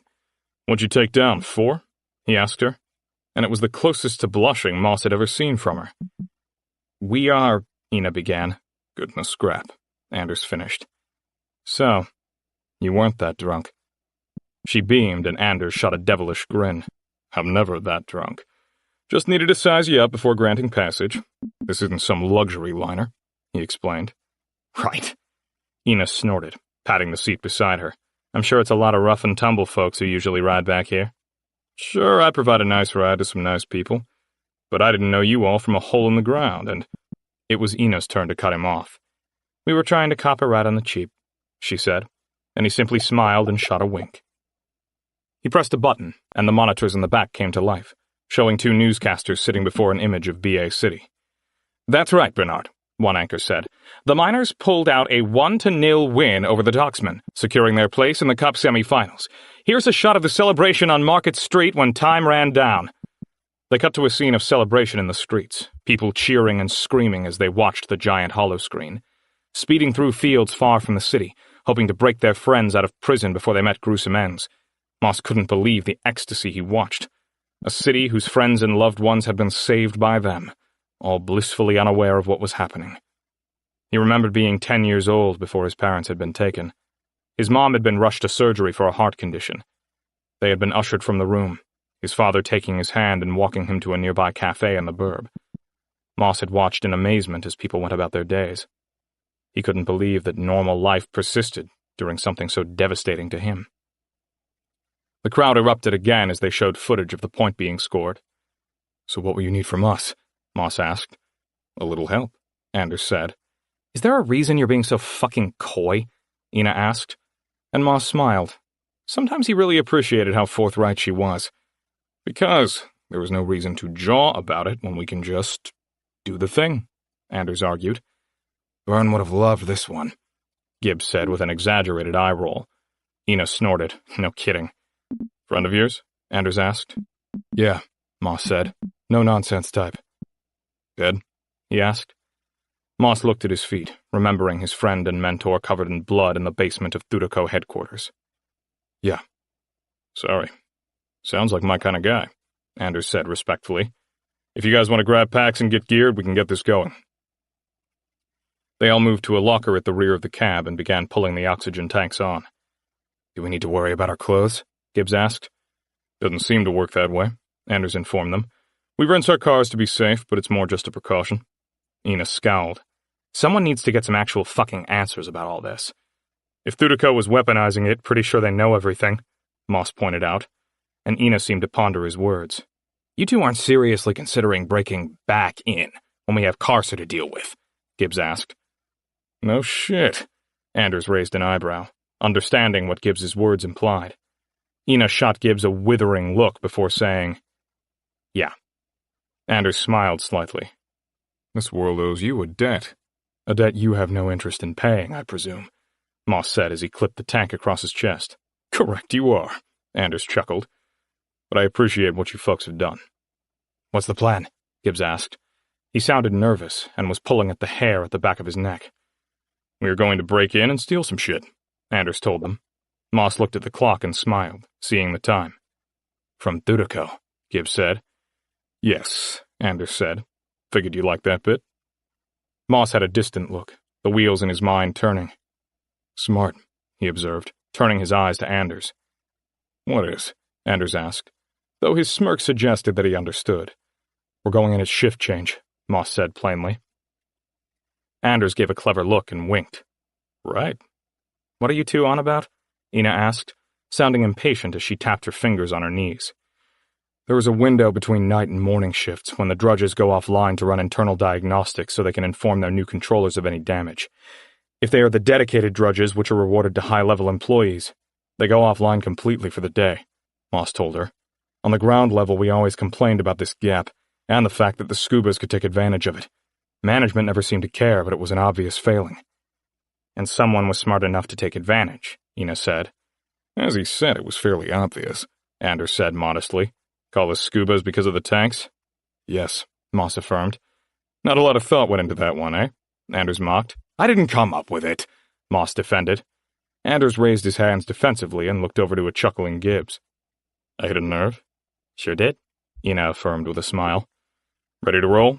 Anders asked, mercifully dropping the subject, and they all nodded. He drove them down the crest of a hill to an automated chain-link fence, pulling out a tablet and making short work of the controls. The gate rattled open quickly, and the camera lights turned from red to green. Just that easy? Ina asked. Never been hard to get passwords for a price. A whole lot easier now that the employees know their bosses wanted to kill them, Anders said with a smile, pushing into the Thudoko repair yard. The cameras did not turn to follow the vehicle, and no drones left their nests. The drudges sat silently as they pulled up to a large open hangar door. He backed up and indicated for everyone to put on their respirators. After they did, he hopped out and came around, opening the door and pointing at some boxes on pallets. Gibbs and Ina moved quickly as Moss took a moment to look around. The whole place was so familiar. He had spent so many days working in places like this. He looked to the bank of monitors, where he would have work orders uploaded to Moss 2, seeing it was in standby. I thought you hacked the security, Moss asked, his voice muffled and tinny. I did. Turned it off, Anders said, and Moss gripped his kingfisher. We have to get out of here, Moss shouted, but the sound of approaching drones was already beginning to buzz. Guess management finally listened, Anders said as he threw the boxes into the back of the van. Stand and fight or try and get out. Take the first wave from here, then get the fuck out, Moss ordered, and everyone readied their weapons at his command. The drudges came to life, all of them fitted with hidden weaponry, tasers appearing from wrists and shoulders. Anders continued to load boxes as Moss blasted the nearest drudge, shattering plastic and glass with the powerful new weapon. Gibbs raised his long rifle, firing multiple shots into the air and sending 3 drones careening to the ground with tails of smoke. Ina dodged and weaved as several drudges took aim, firing blue bolts at her which hissed and popped as they missed their target. Her rifle popped as more robots crashed to the ground. "You plan on helping?" she shouted at Anders as he loaded the final box and slid the door closed. He wheeled around and shot a drudge in the head with a long-barreled silver pistol. He raised the weapon with calm determination and shot 2 drones from the sky. "Patience is a virtue, my dear," he said as he twisted at the waist to avoid a shot. More drones moved in, and Gibbs fired wildly, taking down one before another shot Ina in the neck. She began convulsing instantly, and Moss rushed to her side, firing an unnecessary number of shots into a nearby drudge. The machine burst into electric fire, sending plumes of smoke into the air as it fell. Moss checked to be sure her respirator was still in place and began to move her. Gibbs and Anders covered Moss as he heaved Ina toward the van. Gibbs rushed to his side, grabbing Ina's legs and snorting. "Lucky she's light." "Cover us!" Moss screamed to Anders, though he already was, and they lifted her limp body into the van. Anders shot down the final drudge and had to reload. A drone fired a blue blast which struck Moss in the chest. His shirt burned, but the bodysuit auto-corrected, distributing the charge harmlessly. "Thank you, Powers," Moss huffed, the impact of the shot having knocked his breath. Anders shot down the last 2 drones. "Let's go," he said as he jumped into the van. "Lucky they didn't think to shoot the car." "They may now," Moss observed as the vehicle pulled from the yard. "Got any stims?" Gibbs asked as he pulled the mouthpiece away from Ina's face. "Sorry," Anders said. "You can splash her, but I'd just let her sleep it off." "Let's get this tank off," Gibbs said as he worried the clips. "Take a deep breath," Moss advised. "She'll be fine." "Sure," he answered, worry betraying him. "It's just—" "I know," Moss finished. "Something going on between you two?" Anders asked, watching the screen for any sign of further drones. Gibbs flushed and admitted, "No." "Good," Anders said, and Gibbs grimaced. "I mean, there could be," Gibbs added quietly. "Not really your call, though, is it?" Anders said. "No," Gibbs nearly whispered, and now it was Moss's turn to grimace. He thought it was distraction enough the way Gibbs and Ina carried on, and didn't need another interference. "Any sign of activity?" he asked, trying to change the subject. It worked. "Not yet," Anders said, tapping the radar. "We're cloaked now, but we give off heat signatures." "Got a couple of tricks up your sleeve?" Moss asked, and he saw Anders grin. "I'm a pilot, right?" he said suggestively. "Thought you were a captain," Gibbs said derisively, and Anders said nothing. "So where are the boxes going?" Moss asked, hooking a thumb in their direction. He was more exhausted from dealing with the nonsense between them than being in a gunfight. "Down not far from here," he told them. "And before you ask, we'll be on our way to Sea City after." "Good," Moss said, and added, "Thank you. I'd have been up a creek without your help back there, so no thanks are needed. This is an exchange," Anders said coolly. Moss couldn't figure the man. He acted casual around them and friendly at times. But there was something in the man. Quiet sadness behind the eyes which would seep out in the silent moments. "Anders," Moss began, setting a tone. "How long have you been on Earth?" "Why do you ask?" Anders sounded more genuinely curious than evasive. Moss thought about it a moment. "We've been in 2 fights together in less than a day. Figured I should get to know you." "Fair enough. I've been here about 2 years. Spent a little time in Siwa fixing ships, running odd jobs. But the city life wasn't for me. We have cities back home, and they're all the same. Too many people, not enough space. I'm already accustomed to bottled oxygen, so this part of the planet makes sense for me.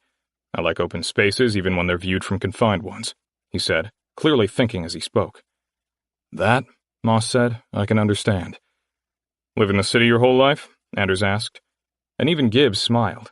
Since leaving, everyone had known they were from the burbs instantly, and it was refreshing to be asked if they were from the city. "No," Moss admitted.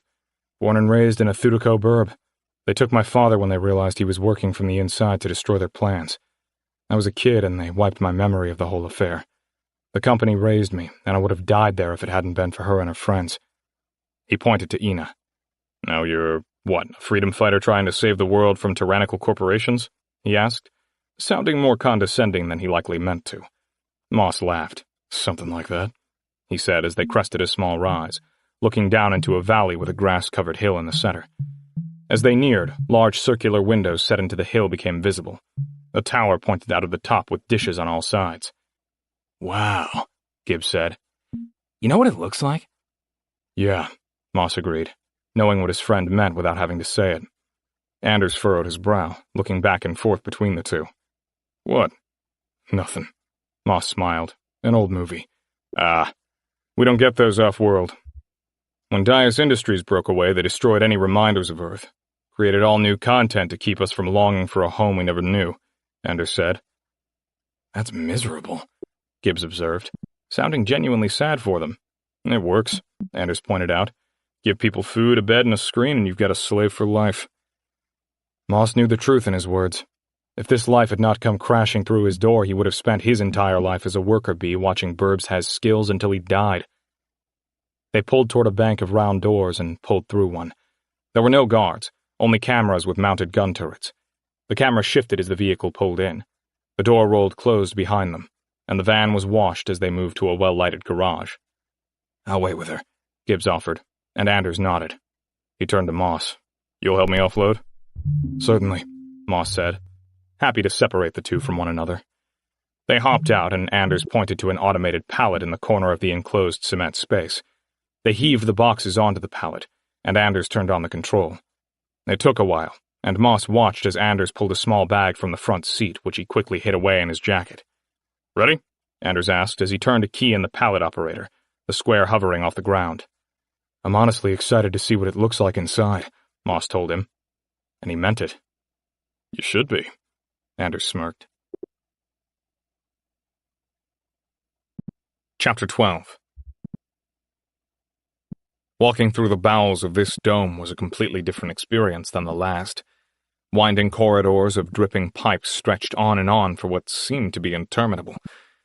It was slow going, the pallet having a low top speed to prevent workplace injuries. They eventually reached a glass elevator, and Anders turned with a broad smile. I think you're going to like this. Moss didn't know what to make of the comment and pushed the button to go up a floor. Light filled the elevator as they rose into another world.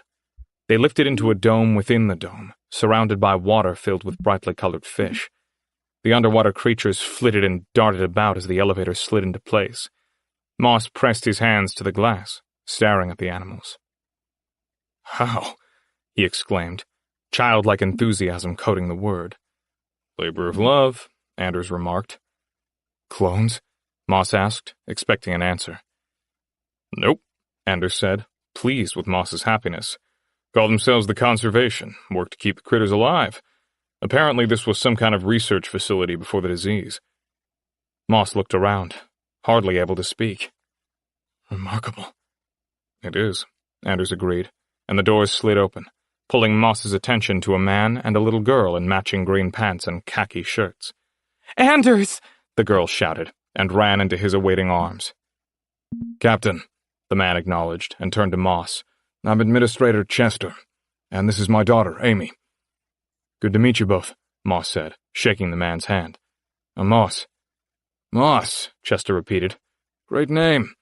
It might interest you to know that we have a small Japanese moss garden with over 200 species from the Yatsugatake mountain range, with some truly beautiful Polystichum juniperinum growing there.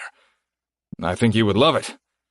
I think I would, Moss agreed, having no idea what the words meant or where the mountain range was. What else do you have here? Oh my, Chester said, stroking his cleanly shaved chin. Quite a lot. The exact numbers change constantly, but over 200 species of animals, not counting the fish, and over 1,000 types of flora and fauna. Our mission is to protect these wild things for a day when we let this planet return to a natural state. Moss's eyes grew wide at the thought. Wonderful.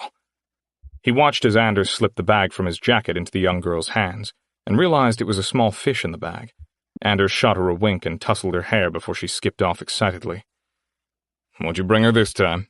Chester asked with a kindly smile. Just a little something I picked up, Anders said in affected coyness. You're incorrigible. Chester laughed. This it? He asked, pointing to the boxes.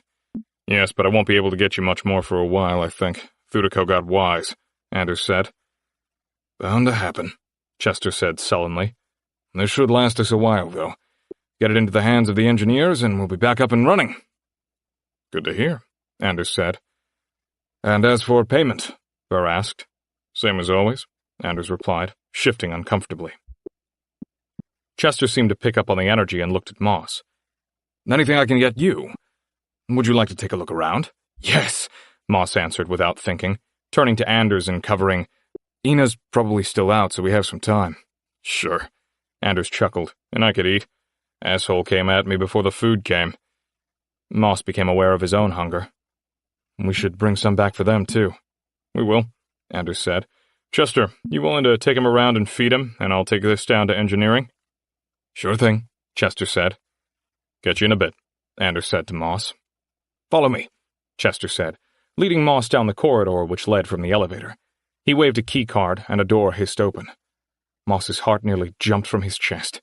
He turned into a room of metal pathways hung over an open pool from the roof of the dome with its massive circular windows fitted with light distributors that illuminated the room in bright natural light. Waves lapped against the walls, and fish moved between the corals deep below. Glass tanks were set on open platforms with small habitats within. Colorful birds squawked as they flew overhead to land on large cement perches cut to resemble tree limbs. 2 glass balls the size of buildings sat on either side of the room, filled with trees and animals which moved between the leaves. Moss, mouth agape, said, It's like a burb for animals. Chester laughed. I've never thought of it in those particular terms. We keep them alive and as genetically diverse as we can for a potential release someday. Many things must change in the interim, though. Yes, Moss agreed, wishing he could simply snap his fingers and change the world. Guilt struck him then. For as much as he wanted to stay, gawking and speaking to all the people taking notes on tablets, he knew his friends were in dire need. This whole journey had taken longer than he had hoped, and he needed to help his crew. Perhaps we should eat and be on our way, he said miserably. Sure, Chester said, as a shark moved slowly onto the platform at their feet. He guided Moss to a large cafeteria where people sat in their uniformed attire, eating and chatting. They both got plates of salad and sat at a long table. Seen any wildlife on your trip? Chester asked, looking in Moss's eyes. He was older than Moss by about 10 years, he guessed, and of a slender build with curious green eyes. His skin appeared to have never seen the sunlight except for that which filtered through the windows. Moss told him of the bears and the feeling of wonderment which struck him at seeing them. Chester nodded along and put some information into a tablet after asking where Moss thought the animals had been located. After a brief moment of silence, Moss sheepishly asked, Are there elephant seals here? No, Chester said with a sullen smile. Animals of that size require more space than we can provide. Oh, Moss's face dropped. You seem very interested in the natural world, Chester observed. I'm coming to realize how true that is, Moss agreed. We always need more hands, Chester offered, and Moss smiled. Maybe one day, he said, and he meant it. But I have a lot of work to do. Chester looked at him with interest. I imagine you do. A moment of silence passed between them before Moss asked what he had been wanting to for a while. Have you known Anders long?